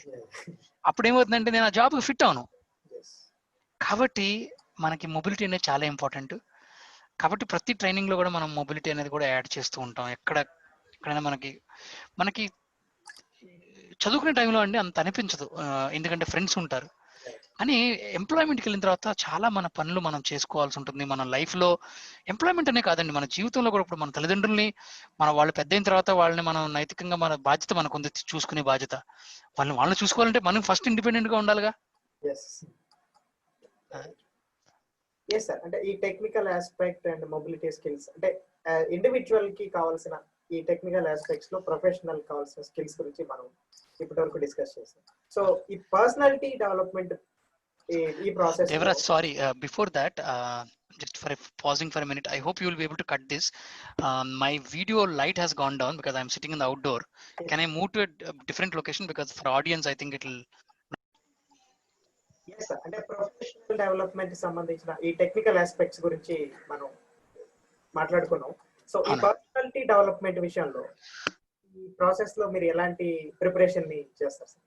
ఓకే, మేము యాక్చువల్గా పర్సనాలిటీ డెవలప్మెంట్ అనే వర్డ్ యూజ్ చేయము. కాకపోతే ఏంటంటే ఎంప్లాయబిలిటీ అంటాము, అది సేమ్ మీనింగ్ అండి. అంటే ఇప్పుడు యాక్చువల్గా మీరు అడిగే క్వశ్చన్ మంచి క్వశ్చన్ ఏంటంటే, డీపర్గా ఓన్లీ పైన అంటే ఎక్సెల్, వర్డ్ అట్లాంటి స్కిల్స్ కాకుండా అసలు వ్యక్తి అంటే ఒకటండి, ఓన్లీ జాబ్కి మాత్రమే రెడీ అవ్వటం కాదు. ఒక వ్యక్తి ఓవరాల్గా హోలిస్టిక్గా ఎట్లా డెవలప్ అయ్యి తన లైఫ్కి తను ఇన్ఛార్జ్ అవ్వగలగాలి. మేము మా ఎనేబుల్ ఇండియా ఆర్గనైజేషన్లో అలాంటి స్కిల్స్ని డెవలప్ చేస్తున్నాం. ఎట్లాంటి అంటే అవి ఫస్ట్ నేను చెప్పినట్టుగా ప్రాబ్లమ్ సాల్వింగ్. ఎందుకంటే ఒక ప్రాబ్లం వస్తే అమ్మో నాకు ఈ ప్రాబ్లం వచ్చేసింది నేను ఏం చేయాలన్న కాకుండా, ఎస్ ఈ ప్రాబ్లం ఉంది, నేను దాన్ని ఎలా సాల్వ్ చేయగలుగుతాను, ఆ యొక్క యాటిట్యూడ్ చాలా ఇంపార్టెంట్. అట్లాంటి వాటి మీద డెవలప్ చేస్తాం మనం. రెండోది ఇంకోటి ఏంటంటే ఈ యొక్క కమ్యూనికేషన్, అంటే డిజబిలిటీ రిలేటెడ్ కమ్యూనికేషన్ కూడా. ఇప్పుడు see I'm a visually impaired, no I need, please help me, no we talk positive language. అంటే అండి ఒక ఎగ్జాంపుల్ చెప్తాను. ఒకసారి ఒక విజువల్లీ ఇంపైర్డ్ అండి, ఇది నిజంగా జరిగిందే. ఒక హెచ్ఆర్తో మాట్లాడుతున్నప్పుడు అతను చెప్పాడంటండి, చూడండి నాకు రాయటం చదవడం రాదు, నేను కంప్యూటర్ యూజ్ చేసి వర్క్ చేస్తాను అని చెప్పాడంట ఆయన. మనం ఆ హెచ్ఆర్ మాకు ఒకసారి ఫోన్ చేసి ఎట్లా తీసుకొని నేను ఆ అబ్బాయి రాయటం చదవడం రాదంటున్నాడు అని అడిగారు మనల్ని. ఇక్కడ అతను చెప్పింది ఏంటి, అసలు చెప్పాలనుకుంది ఏంటంటే, నేను కంప్యూటర్లో అయితే రాయగలుగుతాను, చేత్తో పేపర్ పెన్తో రాయలేకపోవచ్చు. కానీ వాళ్ళకి ఎలా అయినప్పుడు అది ఎలా అర్థమైంది వాళ్ళకి, ఫస్ట్ రాయలేడు అని చెప్పాడు కదా, రాయలేడు. కాబట్టి మనం ఏంటంటే అండి, ఎనేబుల్ ఇండియాలో ఆ డిసబిలిటీస్ గురించి, మన డిసబిలిటీ గురించి మనం ఎట్లా పాజిటివ్ లాంగ్వేజ్ లో మాట్లాడడం నేర్పిస్తాం అంతే. అంటే ఇప్పుడు ఒక ఎగ్జాంపుల్, ఇదే ఎగ్జాంపుల్ని ఎట్లా చెప్పొచ్చు, I write using computer, or I use technology to read and write. అప్పుడు వాళ్ళకి ఏం గుర్తుంటుంది, ఓ ఇతను రాయగలుగుతాడు, చదవగలుగుతాడు. అట్లా ఇది చాలా చిన్నది, మీరు అనుకోవచ్చు చాలా చిన్నది కదా, కానీ ఈ చిన్నది చాలా డిఫరెంట్, అంటే చాలా మార్పుని, I mean it's a big differentiator. Communication అనేది చాలా ఇట్లాంటివి చేస్తూ ఉంటాం. ప్లస్ ఇంకా మనకి ఓవరాల్ డెవలప్మెంట్కి వచ్చేటప్పటికండి, లెర్నింగ్, మనం ఎనేబుల్ ఇండియా లాంగ్వేజ్ లో లెర్నింగ్ బ్యాంక్ అంటాం. అంటే ప్రతి చిన్న మనం ఏ పని చేసినా దాని నుంచి మనం ఏం నేర్చుకోవచ్చు, ఆ లెర్నింగ్ కాన్షియస్ గా, అంటే దాన్ని గ్రహించడం, ఏం నేర్చుకున్నానని జాగ్రత్తగా దాన్ని మనం డబ్బులు కనుక ఒక బ్యాంకులో ఎలా వేసుకుంటామో, మన లెర్నింగ్ తీసుకెళ్లి ఒక నోట్ ప్యాడ్ లోనో వర్డ్ లోనో ఎక్కడో రాసుకుని దాన్ని బ్యాంక్ గా ట్రీట్ చేయటం. ఏంటంటే అండి చాలా ఇంపార్టెంట్. మన సేవింగ్స్ బ్యాంక్ పెరగాలి అంటే మనకు లెర్నింగ్ బ్యాంక్ కూడా పెరగాలి. ఇట్లా చాలా చిన్న విషయాలు అయినప్పటికీ మనం వి ఫోకస్ దీస్ థింగ్స్ అండి ఇన్ ఎంప్లాయబిలిటీ, ఈ మార్పును తీసుకురావడంలో. ఎందుకంటే చాలా వరకు మనం ఒకసారి ఏమవుతుందంటే అండి, మనకు అందరూ ఓ పాపం నువ్వు విజువల్ ఇంపైర్డ్, నువ్వు చూడలేవు, నువ్వు చేయలేవు అని చెప్పినప్పుడు మనకు కూడా ఒకసారి అదే ఫీలింగ్ ఉండొచ్చు మనలో. కానీ మనకి ఎప్పుడైతే ఈ సొల్యూషన్స్ మనం నేర్చుకోవడం యూజ్ చేస్తామో, టెక్నాలజీనే కాదు, స్మాల్ సొల్యూషన్స్, కేన్ లాంటివి కావచ్చు, చిన్న నాన్ టెక్నాలజీ సొల్యూషన్స్ ఎన్నో యూజ్ చేస్తూ ఉంటాం. కాబట్టి ఆ యూజ్ చేసినప్పుడు మనకేమనిపిస్తుంది అంటే, చేయలేము అన్న ఫీలింగ్ పోయి చేయగలము అన్న ఫీలింగ్ వస్తుంది. అంటే నాకు ఇంకో ఫండమెంటల్ క్వశ్చన్ ఉంది, అడగొచ్చో తెలియదు, బట్ ఇట్స్ సోషలాజికల్ క్వశ్చన్. ఖచ్చితంగా అండి. జనరల్ గా మనం కొంత ఎబిలిటీ ఉండి స్పీడ్ లెర్నర్ కి అయితే they can cope up very quickly, కానీ కొన్ని మేనరిజం ఉన్న కొంతమంది క్యాండిడేట్స్ ఉంటారు సార్, వీళ్ళని ఎలా డీల్ చేస్తారు సార్? సో మంచి క్వశ్చన్ అండి. Body language for example, visual impaired ఒకసారి ఏమవుతుందండి, నేను అందరికి శ్రోతలకు కూడా అర్థమవుతుందని వీడియోలో చూపిస్తున్నాను, ఒకసారి తల కింద కొంచుకుని ఇట్లా మాట్లాడతారు. ఎందుకంటే వాళ్ళు వింటున్నారు, కరెక్ట్ గా వాళ్ళకి కావాల్సింది ఏంటి వినడం, అది వింటున్నారు, కానీ ఫేస్ చేసి మాట్లాడరు. అలా చేయనప్పుడు ఏమవుతుందంటే అండి, సొసైటీ, ఈ సైటెడ్ ప్రపంచం, వాళ్ళు ఏమనుకుంటారంటే, ఓ ఈ వ్యక్తి మనకన్నా చాలా భిన్నంగా ఉన్నాడు, చాలా డిఫరెంట్ గా ఉన్నాడు అని చెప్పి కొంత ఆ డిఫరెన్స్ చేయడానికి, ఆ యొక్క ఎక్స్క్లూడ్ అవ్వడానికి అవకాశం ఉంటుంది. కాబట్టి ఎనేబుల్ ఇండియాలో ఏం చేస్తామంటే, ఫస్ట్ నుంచి కూడా మనకి బాడీ లాంగ్వేజ్ మీద మంచి ట్రైనింగ్ ఇవ్వటం. అంటే ఫస్ట్ నుంచి కూడా మనం ఇప్పుడు ఒక విజువల్ ఇంపైర్డ్ ట్రైనర్ కూడా విజువల్ ఇంపైర్డ్ అయినప్పటికీ కూడా మాట్లాడేటప్పుడు నా ఇంక చూడు, తల పైకెత్తు, అట్లా కండిషనింగ్ అంటాం మనం రోజు. ఇది ఒక్కసారి చేస్తే మేనరిజం పోదండి. ఎందుకంటే మనం చిన్నప్పటి నుంచి నేర్చుకునే మేనరిజం వెంటనే పోవాలంటే చాలా కష్టం. కాబట్టి కండిషనింగ్ అంటాం ఇది. అందుకే ఒకసారి మన ఎనేబుల్ ఇండియాలో కొన్ని ట్రైనింగ్ ప్రోగ్రామ్స్ 6 నెలల నుంచి 9 మంత్ వరకు జరుగుతాయండి. 9 నెలల ట్రైనింగ్ ఉంటుంది మా దగ్గర. అదేంటంటే ఇట్లాంటి కండిషనింగ్ ఇవ్వడానికి, ఆ రోజు మన దాన్ని రీఎన్ఫోర్స్ చేసినప్పుడు వాళ్ళు కూడా చాలా మంది మారుతారు. అట్లాగే చాలా మందికి వేరే మేనరిజం ఉంటాం, ఇట్లా టేబుల్ని కొట్టడం, కొంతమంది చేతుల్ని, ఏంటంటే వాళ్ళు వేరే వాళ్ళని చూడటం లేదు కదా, విజువల్లీ టోటలీ బ్లైండ్ అయినప్పుడు వాళ్ళు వేరే వాళ్ళని ఎవరు చూడలేదు. ఎందుకంటే ఇప్పుడు మన పిల్లలు అసలు మేనరిజమ్స్ ఎలా చేసుకుంటారు, చూసి నేర్చుకుంటారు.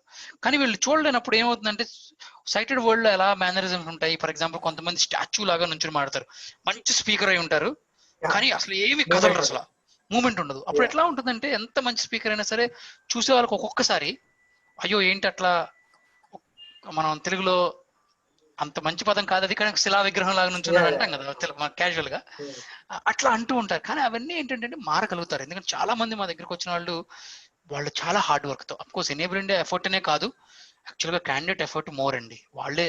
ఎందుకంటే మన గుర్తింగ్ ఏంటంటే అండి, ఒక మనిషి మార్పు చెందాలి అనుకుంటే వాళ్ళని ఆపగలిగే వాళ్ళు ఉండరు, వాళ్ళు మార్పు చెందుతారు. కాబట్టి ఈ మేనరిజమ్స్ మంచి క్వశ్చన్. ఇదేంటంటే అండి, ఎనేబుల్ ఇండియాకి వస్తానే మారతాయని కాదండి ఇవి. ఇప్పుడు ఈ వీడియో చూస్తున్న వాళ్ళు ఎంతో మందికి ఏదైనా మేనరిజం ఉండొచ్చు, వాళ్ళు కూడా ఇంట్లో కండిషనింగ్. ఫర్ ఎగ్జాంపుల్ అండి, ఇంట్లో న్యూస్ పేపర్స్ చదువుతూ ఉంటారు, లేకపోతే ఎవరన్నా ఇంట్లో పేరెంట్స్ తో మాట్లాడేటప్పుడు కూడా మనం ఈ మేనరిజం చెప్పి చూడండి, నాకు ఎప్పుడన్నా నేను మీ ఎంక చూడకపోతే నన్ను కాషన్ ఇవ్వండి, నాకు చెప్పండి, నేను మీ ఎంక చూసి మాట్లాడతాను అంటే మన సిబ్లింగ్స్, మన పేరెంట్స్, మన అక్క చెల్లెలు కూడా మనకు హెల్ప్ చేయొచ్చు. ఎందుకంటే సైటెడ్ వాళ్ళు ఉంటారు కాబట్టి ఇంట్లో కూడా. డే టు డే కాబట్టి మనం ట్రైనర్ దగ్గరికి వెళ్ళాలి, ఎనేబుల్ ఇండియా లాంటి ఆర్గనైజేషన్కి వెళ్ళాలి ఏం లేదండి. ఇట్లాంటి చిన్న చిన్నవి ఇంట్లో చేసుకోవచ్చు. మన ఫ్రెండ్స్తో, హాస్టల్స్లో ఉండే వాళ్ళ ఫ్రెండ్స్కి చెప్పొచ్చు, అరే నేను కనుక ఎప్పుడైనా తల ఉంచితే నాకు చెప్పు, నేను ఈ అలవాటుని మానుకోవాలనుకుంటున్నాను అంటే ఫ్రెండ్స్ కూడా హెల్ప్ చేస్తారు. కాబట్టి మనం కూడా, ఎందుకంటే లేకపోతే ఏమవుతుందంటే సైటెడ్ కమ్యూనిటీకి వెళ్ళినప్పుడు వాళ్ళు మనం యాక్సెప్ట్ చేయకపోవచ్చు. మనం అంటాం మనం సైటెడ్, మనం విజువల్ ఇంపైర్డ్, మనం యాక్సెప్ట్ చేయాలి, కరెక్టే. మనం మనని అలా వాళ్ళు యాక్సెప్ట్ చేయాలి అంటే మన వంతు కృషి కూడా మనం చేయాల్సి ఉంటుంది. అంటే లాస్ట్ టైం నేను ఒక స్పెషల్ ఎడ్యుకేటర్ ఇంటర్వ్యూ చేశాను అనమాట, శ్రీనివాస్ రెడ్డి గారు అని చెప్పి. తను అన్నారు, అంటే తన ఛాలెంజెస్ గురించి మాట్లాడేటప్పుడు తను అన్నారు, ఈ మేనరిజం ఉన్న స్టూడెంట్స్ తో కొంత డిఫికల్టీస్ అన్నారు. సో టైం పడుతుంది, టైం మాత్రం పడుతుంది. ఎందుకంటే మీరు అన్నట్టుగానే ఓవర్ అది అంత ఈజీ కాదు. కొన్ని క్యాండిడేట్ కొంతమంది అయితేనండి కొన్ని సంవత్సరాలు కూడా తీసుకోవచ్చు. కరెక్ట్, అంటే అది చాలా రోజుల నుంచి అలవాటైంది కాబట్టి. సో సార్, అంటే ఓకే, ఈ ట్రైనింగ్ ప్రాసెస్ అంతట్లో కూడా ఇట్స్ ఓవరాల్ డెవలప్మెంట్ కానీ టెక్నికల్ ఆస్పెక్ట్స్ లో కానీ, సో ఈ ట్రైన్ చేసే ట్రైనర్స్ సార్ మీరు ఈ ఎలాంటి మోటివేషన్ కానీ లేదా వీళ్ళకి ఎలాంటి ఇన్స్ట్రక్షన్స్ ఇస్తారు సార్? మంచి క్వశ్చన్ అండి. యాక్చువల్గా ఫస్ట్ మన ఎనేబుల్ ఇండియాలో యాక్చువల్గా ట్రైనర్స్ విజువల్ ఇంపేర్డ్ని ట్రైన్ చేసేది అందరూ కూడా విజువల్ ఇంపేర్డ్ అండి. దాదాపుగా ఒక 95% of my trainers are visual impaired themselves. ఎందుకంటే ఫస్ట్ ఇన్పుట్ ఏంటంటే, ఒక విజువల్ ఇంపేర్డ్, ఇది ఓన్లీ టెక్నికల్ ట్రైనింగ్ కాదు కదా, ఒక ఓవరాల్ డెవలప్మెంట్ కాబట్టి ఆ డెవలప్మెంట్ని గురించి వర్క్ చేయాలి అంటే బాగా అర్థం చేసుకోగలగాలి. మనకి విజువల్ ఇంపేర్డ్ కన్నా ఇంకా అర్థం చేసుకోగలిగిన ఎవరు ఉంటారు చెప్పండి. సో అదొకటి. రెండోది, వాళ్ళకి ఎలాంటి ఇన్పుట్స్ ఇస్తామంటే అండి, ఒకటి ఎనేబుల్ ఇండియాలో మేము బిలీవ్ అయింది ఏంటంటే, మన మీద మనం సెల్ఫ్ డెవలప్మెంట్ బాగా ఫోకస్ చేసినప్పుడు మాత్రమే మనం వేరే వాళ్ళకు ఉపయోగపడగలుగుతాం. అంటే అండి, మన దగ్గర ఉంటేనేగా మనకు ఏదన్నా వేరే వాళ్ళకి ఇవ్వగలిగేది, మన దగ్గర లేకపోతే మనం వేరే వాళ్ళకి ఇవ్వలేం. కాబట్టి first we focus on trainers self development అండి. రెండోది, ఎనేబుల్ ఇండియాలో values, we focus on value system. అంటే ఎట్లా జడ్జి చేయకూడదు లెర్నర్ని, ఎట్లా ప్రేమించగలగాలి, ఒకే యాక్షన్ మనం చేసే దాంట్లో మనం హ్యాపీనెస్ ఎలా చూడొచ్చు, ఇట్లాంటివి ఉంటుంది. తర్వాత మెథడాలజీ అంటే అది అందరూ మెథడాలజీ గురించి కానివ్వండి, టెక్నికల్ నాలెడ్జ్ కానివ్వండి, అవన్నీ సెకండరీ. ఫస్ట్ ఏంటంటే అండి, we work on the attitude of the trainer. ఆ యొక్క యాటిట్యూడ్ అనేది చాలా ఇంపార్టెంట్ మనకి. అంటే లెర్నర్ని గురించి ఆలోచించగలుగుతున్నారా, లెర్నర్ కోణం నుండి అర్థం చేసుకోగలుగుతున్నారా, అర్థం చేసుకోవాలంటే ఎట్లా అర్థం చేసుకోవాలి, ఇట్లాంటి ఎక్కువగా మనకి యాటిట్యూడ్ గురించి ఇన్పుట్స్ ఇస్తాం. తర్వాత డిజబిలిటీ రిలేటెడ్ గురించి, మనకంటే విజువల్ ఇంపేర్డ్ బ్యాక్గ్రౌండ్ ఎలా ఉంటుంది, వాళ్ళు రీహాబిలిటేషన్ ఎలా చేయొచ్చు, కొత్త టెక్నాలజీస్ ఏమున్నాయి, సొల్యూషన్స్ ఏమున్నాయి, అఫ్కోర్స్ అవి చాలా కామన్గా ఇవ్వాలి. బట్ మెయిన్ ఏంటంటే అండి, సెల్ఫ్ డెవలప్మెంట్. ఇవన్నీ ఉండొచ్చు, if the trainers don't develop themselves ఇవన్నీ కూడా జరగవు. కాబట్టి మెయిన్గా ఎనేబుల్ ఇండియాలో ట్రైనర్స్కి మనం ఇచ్చే ఇన్పుట్ ఏంటంటే, వాళ్ళ సెల్ఫ్ డెవలప్మెంటు, తర్వాత మెథడాలజీ గురించి కానీ, ఫస్ట్ అసలు లెర్నర్ని ఎలా అర్థం చేసుకోవాలి, వాటి మీద ఎక్కువ ఫోకస్ ఉంటుంది. Very interesting sir. So sir అంటే ఈ మీ వ్యక్తిగత విషయానికి వస్తే ట్రైనర్ నుంచి ప్రాజెక్ట్ మేనేజర్ దాకా, తర్వాత అక్కడ నుంచి ప్రాజెక్ట్ డైరెక్టర్ దాకా వచ్చారు సార్. పర్సనల్ గా ఈ ఓవరాల్ ప్రాసెస్ లో మీరు బాగా ఫేస్ చేసిన ఛాలెంజెస్ ఏంటి? ఓవరాల్ గా అండి ఫస్ట్ ఏంటంటే ఒక ట్రైనర్ గా మనకి మెయిన్ ఛాలెంజ్ వచ్చేది ఏంటంటే మన క్యాండిడేట్ ని మనం డెవలప్ చేస్తాం. మనం డెవలప్ చేసినప్పుడు మనకేంటంటే అబ్బా ఇంప్రూవ్మెంట్ చూసాం అనుకుంటాం. కానీ కంపెనీ దగ్గరికి వెళ్ళేదానికండి వాళ్ళకి ఇతను ఎక్కడి నుంచి ఎక్కడికి వచ్చాడనేది తెలియదు. వాళ్ళు ఏం చూస్తారు, కేవలం ఆ కంపెనీ పాయింట్ ఆఫ్ వ్యూ నుంచి మాత్రమే చూస్తారు. మనం అనుకుంటాం ఓ ఈ వ్యక్తి ఎక్స్ పొజిషన్ నుండి వై పొజిషన్కి వచ్చాడు, చాలా దూరం వచ్చాడు డెవలప్మెంట్ లో అనుకుంటాం. కానీ కంపెనీ ముందుకు వెళ్ళేదానికి వాళ్ళు ఒక్కసారి ఇంకా స్కిల్స్ సరిపోదాయా అంటారు. అప్పుడు దాంట్లో నుంచి పాజిటివ్ని ఎలా తీసుకోవాలనేది ఫస్ట్ నాకు చాలా ఇబ్బందిగా అనిపించేది. అయ్యో మనం ఎంత స్పెండ్ చేసి ఎంత డెవలప్మెంట్ చేసినా ఆ క్యాండిడేట్ ఇంటర్వ్యూలో సెలెక్ట్ అవ్వలేకపోయాడే అనేది ఉండేది. కానీ తర్వాత నేను అర్థం చేసుకున్నానంటే ఎప్పుడైతే మనం ఫీడ్బ్యాక్ అనేది తీసుకోగలుగుతామో కంపెనీ నుండి, మన ట్రైనింగ్ ని మనం ఇంకా బాగా వృద్ధి చేసుకోగలుగుతాం. సో అది ఒక ఛాలెంజ్గా ఉండేది. రెండోదండి, నేను ఇప్పుడు ప్రోగ్రామ్ డైరెక్టర్ అయిన తర్వాత మెయిన్ ఛాలెంజ్ ఏంటంటే మనం చూసేదండి, మన దగ్గర ఆర్గనైజేషన్స్ లైక్ ఎనేబుల్ ఇండియా దగ్గర మంచి మోడల్స్ ఉన్నాయి, టెక్నాలజీ వచ్చింది, భవిష్యత్తు ఉందని అందరికీ తెలుసు.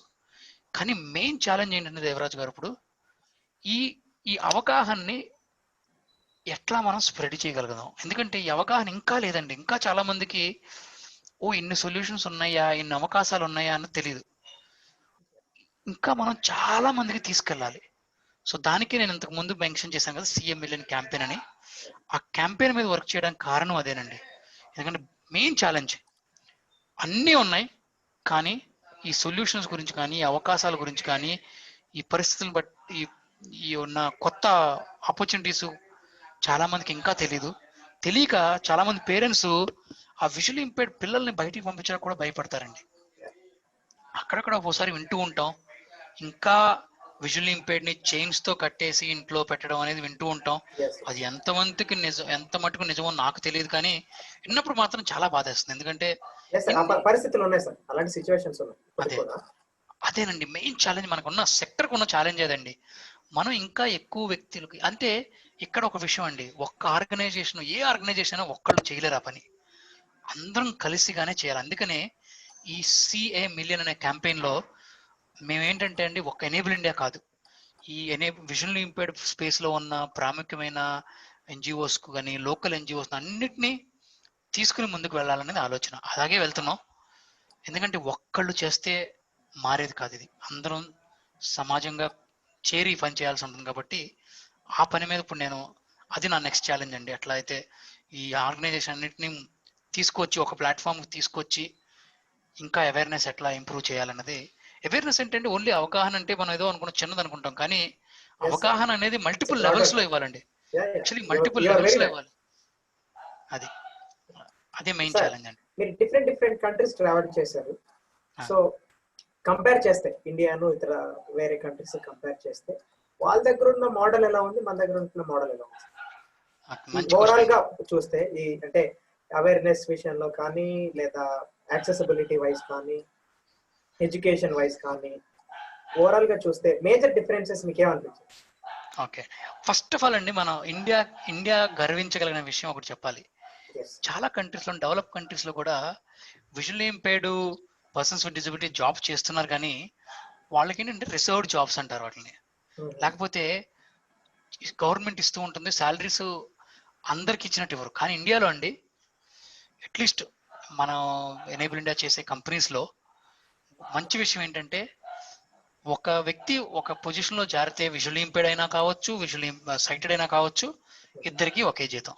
సో మన ఇండియా గర్వించగలిగిన విషయం ఏంటంటే, మనం కొన్నిట్లో వెనకబడి ఉండొచ్చు, కానీ శాలరీల విషయంలో మన ఇండియన్స్ సైటెడ్కి ఎంత ఇస్తున్నారో మన ఇండియా విజువల్ ఇంపైర్డ్ కూడా ఒకే జాబ్లో అంతే ఇస్తున్నారు. సో అది మంచి గర్వించవలసిన విషయం. రెండోది ఏంటంటే అండి, బయట కంట్రీస్లో మనం అనుకుంటాం టెక్నాలజీ పెరిగింది, చాలా ఉన్నాయి నిజంగానే, టెక్నాలజీ ఉన్నాయి, వాళ్ళకి ఇన్ఫ్రాస్ట్రక్చర్ ఎక్కువ ఉంటుంది మనకన్నా. ఇక్కడ కొంచెం తక్కువే, ఎందుకంటే టెక్నాలజీ ఉన్నా కూడా ప్రాబ్లం ఇక్కడ ఏంటంటే టెక్నాలజీ లేదని కాదండి, ఇక్కడ టెక్నాలజీ ఉంది కానీ ఆ పెనట్రేషన్ తక్కువ, అవగాహన తక్కువ. రెండు, బయట కంట్రీస్లో కొంచెం జనాభా తక్కువ అవడం వల్ల కొన్ని వెస్ట్రన్ కంట్రీస్లో ఆ అసిస్టివ్ టెక్నాలజీ అనేది వాళ్ళ ఆర్థిక వ్యవస్థ కూడా కొంచెం పటిష్టంగా ఉండటం వల్ల వాళ్ళకి అందుబాటులో ఉంటాయి. పర్సన్స్ విత్ డిసబిలిటీస్ ఫ్రీగా ఇస్తారు వాళ్ళకి కొన్ని. ఇక్కడ ఏంటంటే అఫోర్డబిలిటీ అనేది మనకి ఇంకా ఛాలెంజ్. ఎందుకంటే మనం ఏదైనా ఒక అసిస్టివ్ ఎయిడ్ కొనుక్కోవాలంటే ఫ్యామిలీలో 4 సార్లు ఆలోచించాల్సి వస్తుంది. ఎందుకంటే ఇప్పుడు 3 పిల్లలు ఉంటే ఒకసారి ఫ్యామిలీ మనస్తత్వం కూడా ఎలా ఉంటుందంటే, ఇప్పుడు 3 పిల్లలు ఉన్నారు, ఒక విజువల్ ఇంపైర్డ్ కిడ్ ఉన్నాడు, 2 సైటెడ్ కిడ్స్ ఉన్నారు, ఎవరి మీద ఇన్వెస్ట్ చేద్దామని కూడా ఆలోచించే వాళ్ళు కూడా ఉంటారు. తప్పని అంటలేను, అది ప్రాక్టికల్ గా ఆలోచిస్తారు కొంతమంది, కానీ అది మారాలి. ఎందుకంటే విజువల్ ఇంపైర్డ్ మీద ఇన్వెస్ట్ చేస్తే, మీరు సైటెడ్ మీద ఎలాంటి ఇన్వెస్ట్ చేస్తే ఎటువంటి రిజల్ట్స్ వస్తాయో అదే రిజల్ట్స్ మనం విజువల్ ఇంపైర్డ్ మీద కూడా చూస్తున్నాం. అది ఖచ్చితంగా మారాలి. కానీ అట్లాంటి వ్యవస్థలో ఉన్నాం కాబట్టి ఒక్కోసారి అఫోర్డబిలిటీ, యాక్సెసిబిలిటీ అనేది కొంచెం మనకి ఇండియాలో కొంచెం తక్కువే. ఇంకా మనం చాలా చేయాల్సింది ఉంది. అట్లా అని చెప్పి అసలు లేదని నేను చెప్పను. మనం చాలా ముందుకు వచ్చాం. మనకి బుక్స్ యాక్సెసిబుల్లోకి వస్తున్నాయి. ఇప్పుడు బుక్ షేర్ లాంటి సంస్థలు కానివ్వండి, మన డేజీ ఫోరం ఆఫ్ ఇండియా, సుగమ పుస్తకాలయ అని చెప్పి వాళ్ళు ఒక లైబ్రరీని తయారు చేయడం, ఇవన్నీ కూడా మనకి అందుబాటులోకి తీసుకొస్తున్నాయి. Just at last mile connectivity ఒకటి మిస్ అవుతుంది. రెండోది ఏంటంటే అండి, మనం యాక్సెసిబిలిటీ మీద ఇన్వెస్ట్ చేసే బడ్జెట్ అండి. మన బడ్జెట్ ఫ్రాక్షన్ లో కూడా ఉండదు అసలు. బయట కంట్రీస్లో ఏంటంటే ఇన్వెస్ట్ చేస్తారు. ఎందుకని ఇన్వెస్ట్ చేస్తారంటే, యాక్సెసిబిలిటీ అనేది అండి ఓన్లీ పర్సన్స్ విత్ డిసబిలిటీస్ మాత్రమే కాదండి. I'll give a simple example. ఒక ర్యాంప్ బిల్డ్ చేస్తే, ఒక ఏటీఎం దగ్గరికి వెళ్ళడానికి ఒక ర్యాంప్ బిల్డ్ చేస్తే ఓన్లీ వీల్ చైర్ యూజర్కి ఉపయోగపడుతుందండి, ఇంకా వేరే వాళ్ళకి కూడా ఉపయోగపడుతుందా?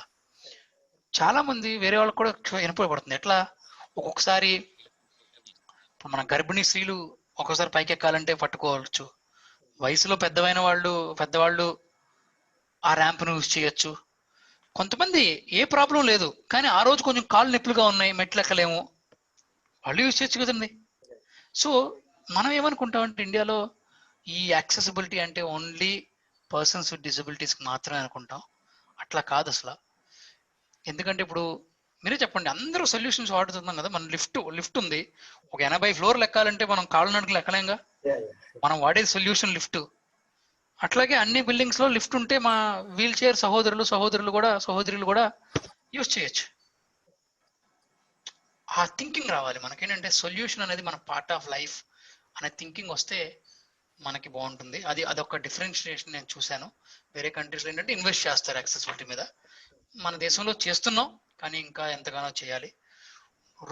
మూడోదండి, మంచి ఒక డిఫరెన్స్ నేను ఏం చూశానంటే, ఇక్కడ మనం ఏదైనా ఒక పని చేసిన తర్వాత, ఒక బిల్డింగ్ కట్టేసిన తర్వాత, దీన్ని మనం ఫ్రెండ్లీగా ఎలా చేయొచ్చు అని పర్సన్స్ విత్ డిసబిలిటీస్ ఫ్రెండ్లీగా ఎలా చేయొచ్చు అని ఆలోచిస్తాం. చాలా కంట్రీస్లో ఏంటంటే డిజైన్ నుంచి కూడా, ఫస్ట్ నుంచి కూడా వాళ్ళు ఈ బిల్డింగ్ ని, ఈ ప్లేస్ ని, ఈ వస్తువుని, ఏదైనా కావచ్చు, ఒక బస్సు తీసుకోండి, ఏదైనా కావచ్చు, దీన్ని ఎలా పర్సన్స్ విత్ డిసబిలిటీస్ యాక్సెసిబుల్ గా ఉంచాలి అన్నది ఫస్ట్ నుంచి చూస్తారు. అది మెయిన్ డిఫరెన్స్ అండి. మిగతాదంతా ఓకే. మన దేశంలో కూడా చాలా మంది ముందుకు వస్తున్నారు, రాణిస్తున్నారు. ఎంతో మంది రోల్ మోడల్స్ ఉన్నారు, వేరే దేశంలో కూడా ఉన్నారు. అన్ని విషయాల్లో మనం కూడా ఈక్వలే. కానీ ఈ ఇన్వెస్ట్మెంట్ విషయంలో మనం ఇంకా చాలా చేయాలి. Very true. అంటే ఆర్కిటెక్చరల్ డిజైనింగ్ అంటే మీరు చాలా మంచి ఫ్యాక్ట్స్ చెప్పారు. ఇక్కడ జనాలకి ఇవి చాలా మందికి తెలియదు. అందరూ ఏమనుకుంటారంటే మన దగ్గర లేదు, బయట బాగుంది, లేదా బయట లేదు మన దగ్గర బాగుంది, ఇలాంటి జనరల్ అండర్స్టాండింగ్ ఉంది చాలా మందికి. So very nice facts. So ఇప్పుడండి మన ఇంట్లో పెద్దవాళ్ళు ఉంటారు. ఇల్లు కట్టేటప్పుడే కమోడ్తో, వీల్ చైర్ యాక్సెస్ తో ఒక బాత్రూమ్ కట్టుకోగలిగితే మన పెద్దవాళ్ళకి ఉపయోగపడుతుంది, రేపొద్దున పర్సన్స్ విత్ డిసబిలిటీస్ కి ఉపయోగపడుతుంది, ఎవరికైనా ఉపయోగపడుతుంది. ఇప్పుడు ఇది గవర్నమెంట్ చేయాల్సింది కాదు కదండి, మన ఇంట్లో మనం చేసుకోవాల్సింది. అంటే దీనివల్ల ఏమైనా ఎక్స్ట్రా మనం డబ్బులు ఖర్చు పెడతామా అంటే పెద్దగా తేడా ఉండకపోవచ్చు. ఫస్ట్ లోనే కనుక డిజైన్ లో ప్లాన్ చేస్తే, తర్వాత రీమోడిఫికేషన్ చేయాలి అంటే డబ్బులు ఖర్చు అవుతాయి. కానీ ఫస్ట్ నుంచి మనం ఆలోచించగలిగితే ఇట్లా చిన్న ఇప్పుడు ఇంటి దగ్గర మన ఇంటికి ఎవరన్నా రావాలి, ఓ మన ఇంటికి వీల్ చైర్ యూజర్ రాగలుగుతాడా అని మనం అందరం ఆలోచించగలిగితే మనం we can make a difference అండి. Yes, very true sir. అంటే ఓకే, ఏంటి challenges and all these things మనం కాస్త పక్కన పెడితే, as an individual and organization as a whole, ప్రస్తుతం ఉన్న ఛాలెంజెస్ ని మీట్ అవ్వాలంటే ఎలాంటి స్ట్రాటజీస్ ని అడాప్ట్ చేసుకోవాలి? ఓకే, మీరు కోవిడ్, ప్రత్యేకంగా కోవిడ్ గురించి. yes yes that's what I'm asking. yeah okay, so Covid అనేది ఇప్పుడు చాలా అన్సర్టనిటీ అండి. చాలా శాస్త్రవేత్తలు ఎంతగానో ప్రయత్నిస్తున్నారు. కానీ మనకు ఇప్పుడు ఏంటంటే ఒకటి, ప్రతి ప్రాబ్లం వెనక ఒక ఆపర్చునిటీ ఉన్నట్టుగా అండి. ఇప్పుడు మనకి మంచి ఒక ఆపర్చునిటీ ఒకటి వచ్చింది. ఏంటిది? Work from home. ఈ వర్క్ ఫ్రమ్ హోమ్ అనేది ఏంటంటే విజువల్ ఇంపెడ్కి మనం కరెక్ట్గా వర్క్ చేయగలిగితే అడ్వాంటేజ్గా కూడా మారచ్చు. ఎందుకని అంటున్నానంటే, చాలా మందికి అండి ఒకసారి ఇప్పుడు రేషియో చూస్తేనండి స్లోగా బార్న్ బ్లైండ్ తగ్గుతున్నారు, మధ్యలో విజువల్ ఇంపెయిర్డ్ అయ్యేవాళ్ళు ఎక్కువ అవుతున్నారు. ఎందుకంటే యాక్సిడెంట్లు కావచ్చు, లేకపోతే కొత్త కొత్త వ్యాధుల వల్ల కావచ్చు, వేరే పరిస్థితులు బట్టి. అట్లాంటి వాళ్ళకి ఏంటంటే అండి, చిన్నప్పటి నుంచి విజువల్ ఇంపైర్మెంట్ ఉంటాయండి, వాళ్ళకి మొబిలిటీ బాగుంటుంది, they can go around no problem independent గా. మధ్యలో విజువల్ ఇంపైర్మెంట్ వచ్చిన కొంచెం కష్టం అవుతుంది. ఇప్పుడు అటువంటి వాళ్ళు కనుక జాబ్ లో జాయిన్ అవ్వాలంటే ఈ వర్క్ ఫ్రమ్ హోమ్ అనే ఆప్షన్ చాలా మంచిది కదండి. సో చాలా భయంకరమైన పరిస్థితుల్లో ఉన్నాం మనం. మనకి ఈ వైరస్ కి కావాలి సొల్యూషన్ కావాలి, అదన్నీ పక్కన పెడితే ఈ కష్ట సమయంలో కూడా ఒక మంచి విషయం ఏం చూస్తామంటే, ఈ వర్క్ ఫ్రమ్ హోమ్ అనేది కొంతవరకు బ్లెస్సింగ్ గా ఉండొచ్చు అని నా ఆలోచన. దాన్ని మనం పోగొట్టుకోకూడదు. రెండోదండి, మీరు మంచి ప్రశ్న అడిగారు. మీరు అడిగింది ఏంటంటే, మనం ఎట్లా ఈ పరిస్థితులను ఓవర్కమ్ అవ్వాలంటే ఏం చేయాలంటే అండి, అగైన్ సిస్టమ్స్ ని బిల్డ్ చేయాలి మనం. ఏదో ఒక వ్యక్తిని డెవలప్ చేయడం అనే కాదు, అందరూ కలిసి వచ్చి కొన్ని సిస్టమ్స్ ని బిల్డ్ చేసుకుని. ఇప్పుడు సిస్టమ్స్ అంటే ఏంటంటే, ఇప్పుడు మనంతా వర్క్ ఫ్రమ్ హోమ్ చేస్తున్నాం. వర్క్ ఫ్రమ్ హోమ్ చేయాలంటే మనకి డిజిటల్ ఇన్ఫ్రాస్ట్రక్చర్ ఉండాలి. డిజిటల్ ఇన్ఫ్రాస్ట్రక్చర్ ఉంటే సరిపోదు, డిజిటల్ ఇన్ఫ్రాస్ట్రక్చర్ యాక్సెసిబుల్ గా కూడా ఉండాలి. అలా ఉండాలి అంటే మనం యాక్సెసిబిలిటీ మీద ఇన్వెస్ట్ చేయాలి. కాబట్టి ఇప్పుడు ఎట్లాగూ మనకి ఈ డిజిటల్ ఇన్ఫ్రాస్ట్రక్చర్ అనేది చాలా అవసరం. కాబట్టి ఇప్పుడు ఈ డెవలప్ చేసేటప్పుడే మనం కనుక విజువల్ ఇంపైర్డ్ ని, అదర్ డిసబిలిటీస్ ని పరిగణనలోకి తీసుకుని కనుక బిల్డ్ చేయగలిగితే మనం పెద్ద మార్పుని తీసుకురావచ్చు. సో మెయిన్ ఏంటంటే అండి, కష్ట సమయాల్లో we have to come together and work. నా అపీల్ ఏంటంటే అండి, ఆర్గనైజేషన్స్ అందరం కూడా మన ఆర్గనైజేషన్ గురించి మాత్రమే కాకుండా కలిసిగా కూడా పనిచేయడం నేర్చుకుంటే మనం ఇంకా ముందుకు వెళ్ళొచ్చు. ఆ కలిసిగా పనిచేయడం అంటే, అమ్మో ఎట్లా చేయాలి అంటే, మీరు చేసే మీ పనే చేయొచ్చు, కానీ మీ నాలెడ్జ్ని వేరే వాళ్ళకి షేర్ చేయటం కానీ, లేకపోతే వాటిని డాక్యుమెంట్ చేసి వాళ్ళకి అందుబాటులో ఇవ్వటం కానీ, ఏదైనా సరే మీరు చేసేదాన్ని వేరే వాళ్ళకి అందించగలిగితే ఇంకా ఎక్కువగా మనం ఈ పరిస్థితుల నుంచి బయటపడచ్చు. మెయిన్ మీ క్వశ్చన్కి ఆన్సర్ ఏంటంటే అండి, చాలా నెగిటివ్స్ ఉన్నాయి కరోనాతో, కానీ పాజిటివ్ ఒక్కటి మాత్రం ఏంటంటే, ఈ వర్క్ ఫ్రమ్ హోమ్ డిజిటల్ ఇన్ఫ్రాస్ట్రక్చర్ని మనం కనుక యాక్సెసిబుల్ చేసుకోగలిగితే భవిష్యత్తులో మన విజువల్ ఇంపైర్డ్కి ఇంకా ఎక్కువ జాబ్స్ ఉంటాయి. ఓవరాల్ గా మీరు చాలా విషయాల్ని వివిధ రకాలుగా అనలైజ్ చేసి ఎగ్జామైన్ చేసి చెప్పారు. So with your personal experiences, overall గా సార్ వీటన్నిటిని బేస్ చేసుకుని ఓవరాల్ గా మన కమ్యూనిటీకి చివరిగా మీరు ఏం చెప్పాలనుకుంటున్నారు? ఒక్కటండి, ఐ థింక్ మన కమ్యూనిటీ మనకేంటంటే, మనం ఎట్లా అయితే వేరే వాళ్ళు ఇంక్లూడ్ చేయాలని భావిస్తామో, నా అపీల్ ఏంటంటే అండి, మన వంతు మనం కూడా చేద్దాం మన కమ్యూనిటీ కోసం. ఎందుకంటే అండి, ఇప్పుడు చాలా మంది ఈ వీడియో వింటున్న వాళ్ళు వాళ్ళ ప్రాబ్లమ్స్ ని సాల్వ్ చేసి ఉండుంటారు. వాళ్ళు ఇంతవరకు చదువుకోగలరు. ఫర్ ఎగ్జాంపుల్ మీరు ఇప్పుడు జేఎన్యూలో తప్పుగా if I'm not wrong PhD చేస్తున్నారు జేఎన్యూలో. అంతవరకు వెళ్ళగలిగారంటే మీరేమి ఈజీగా వెళ్ళిపోలేదు అక్కడికి. మీరు కృషి పడి చాలా కష్టాలని అధిగమిస్తూ వచ్చి అక్కడ దాకా వెళ్ళారు. మీ యొక్క ఎక్స్పీరియన్స్ ని వేరే వాళ్ళకి షేర్ చేయగలిగితే వాళ్ళకి ఎంతగానో మీ యొక్క లివింగ్ ఎక్స్పీరియన్స్ అనేది చాలా ఉపయోగపడుతుంది. ఇట్లా మీరు చేయాలి అంటే ఒక ఎనేబుల్ ఇండియా అండి, ఒక ఎనేబుల్ వాణి అని ఒక సిస్టమ్ క్రియేట్ చేసింది. అదేంటంటే అండి, ఒక మిస్డ్ కాల్ ఇస్తే మీరు ఆ ఫోన్ నెంబర్, ఆ ఫోన్కి మిస్డ్ కాల్ ఇస్తే ఆ సిస్టమ్ డిస్కనెక్ట్ చేసి మీకు కాల్ చేస్తుంది. ఐవీఆర్ సిస్టంలో మీరు ఇంటర్నెట్ లేకుండానే వినొచ్చు, ఇన్ఫర్మేషన్ వినొచ్చు, మీరు కూడా రికార్డ్ చేయొచ్చు. అది మా దగ్గరికి వస్తుంది, మేము మా వాళ్ళు వెరిఫై చేసి పబ్లిష్ చేస్తారు. ఇట్లా 30,000 మంది యూస్ చేస్తున్నారు ఈ ప్లాట్ఫామ్, 35,000 మందిగా దాదాపుగా. అటువంటి ప్లాట్ఫామ్స్ ని యూస్ చేసి మీరు మీ స్టోరీని, మీ యొక్క లివింగ్ ఎక్స్పీరియన్స్ ని చెప్పగలిగితే, లేకపోతే ఎవరైనా ఏదైనా క్వశ్చన్ అడిగితే మీరు దానికి ఆన్సర్ చేయగలిగితే మన కమ్యూనిటీ మనం ఇంకా పైకి వెళ్తాం. అంటే ఎవరో వచ్చి చేస్తారని కాకుండా మన కమ్యూనిటీయే మనకు ఎన్నో విషయాలు మనమే చేసుకోవచ్చు. So I appeal all of you to come forward, do what is in our control. మీ చేతుల్లో మీకు ఎంతవరకు మీరు చేయగలుగుతారో మీ వంతు కమ్యూనిటీ కాంట్రిబ్యూట్ చేయండి.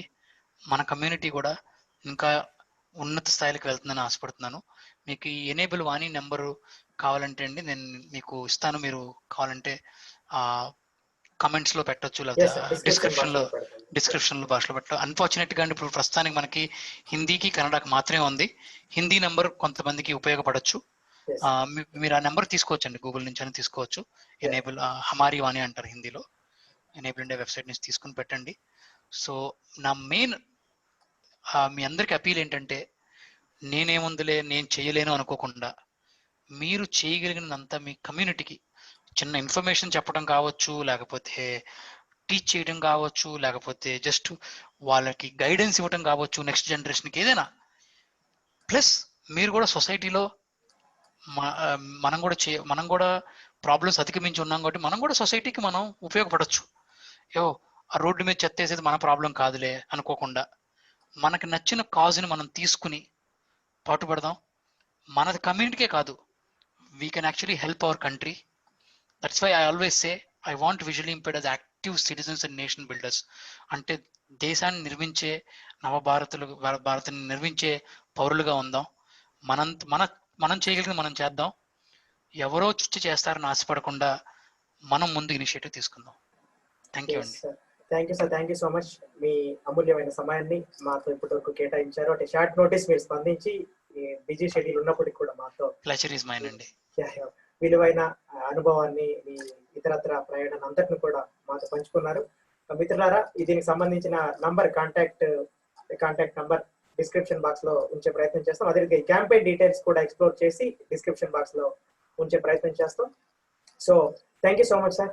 I think I wish you all the best for your future, whatever strategies, achievements, and me plans అన్నిటికి కూడా మా ఛానల్ తరఫున we wish you all the best, and thank you so much for joining with us. Thank you అండి. ఇంతవరకు మీరు మా MG నెట్వర్క్స్ని subscribe చేసుకోకపోతే కింద కనిపిస్తున్న రెడ్ కలర్ సబ్స్క్రైబ్ బటన్ని ప్రెస్ చేసి పక్కన వచ్చే బెల్ ఐకాన్ని క్లిక్ చేసి ఆల్ మీద ట్యాప్ చేయండి. ఇలా చేయడం ద్వారా మేము అప్లోడ్ చేసే ప్రతి వీడియో నోటిఫికేషన్ మీ మొబైల్కి వస్తుంది.